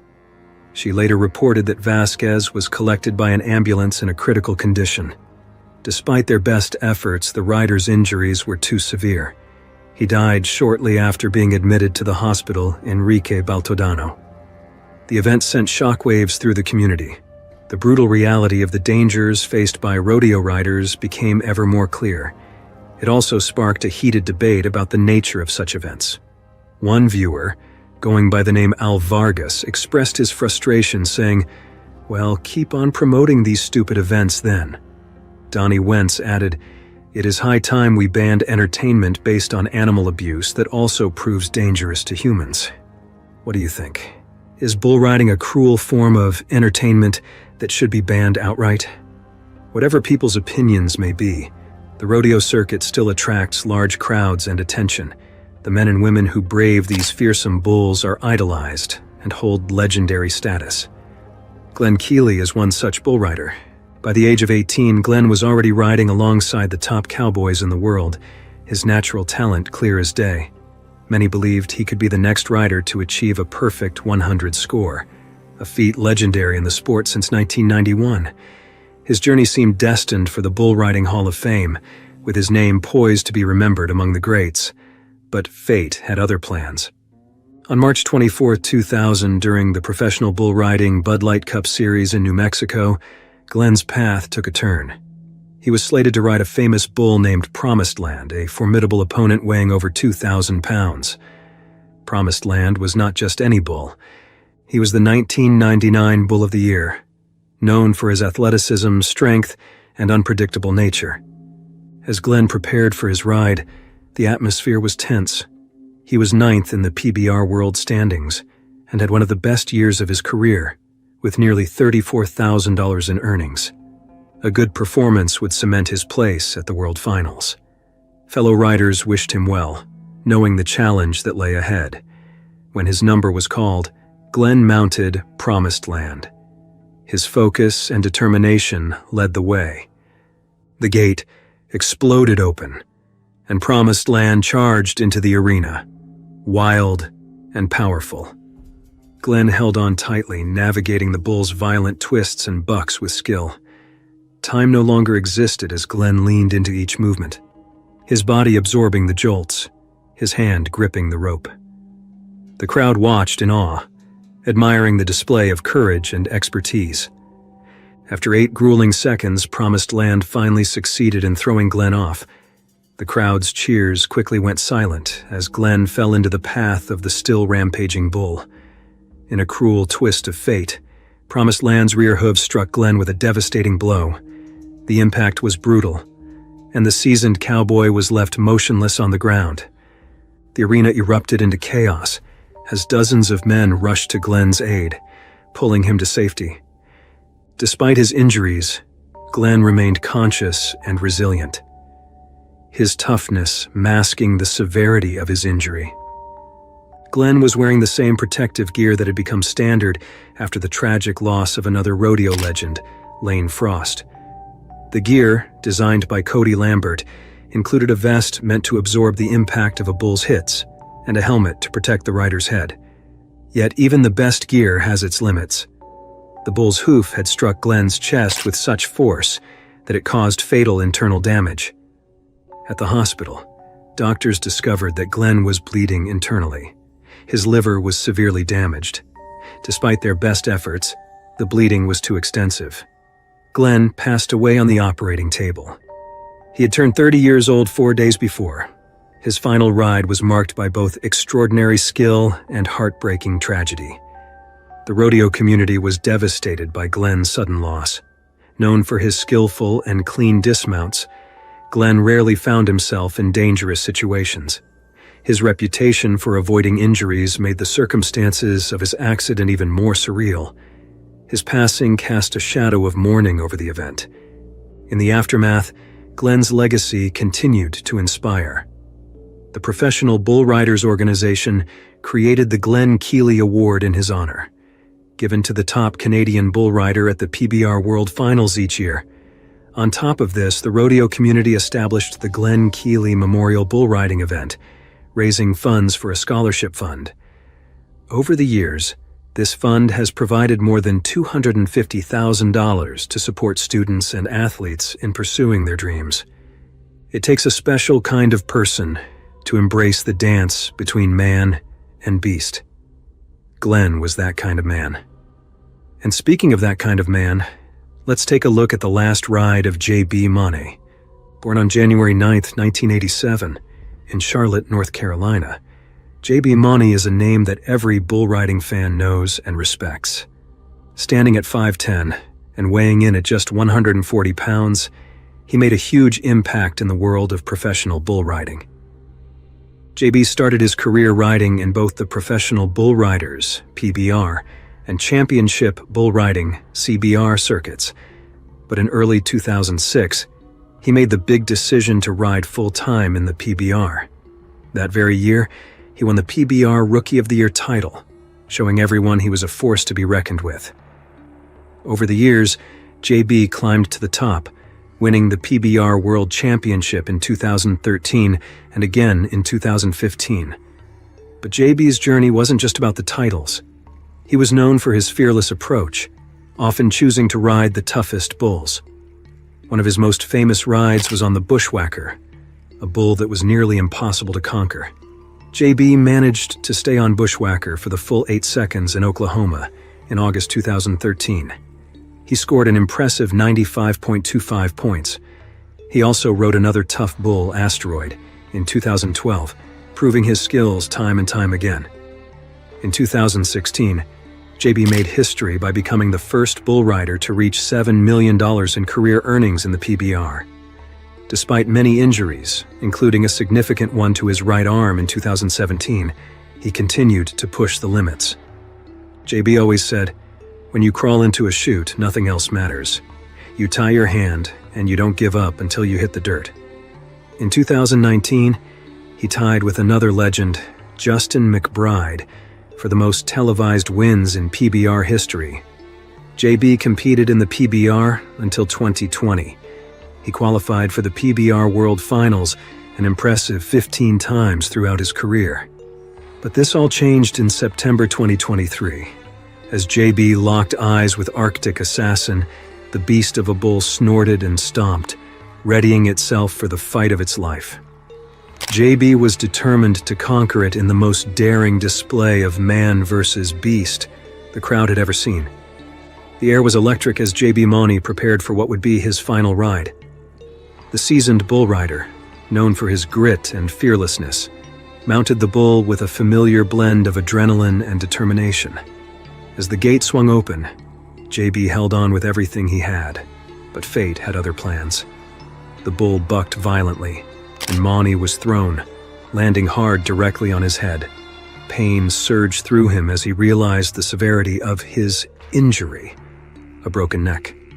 In those excruciating moments, Mauney's thoughts might have been a whirlwind of his storied career, the highs of his championship rides, and the love for the sport that had given him so much.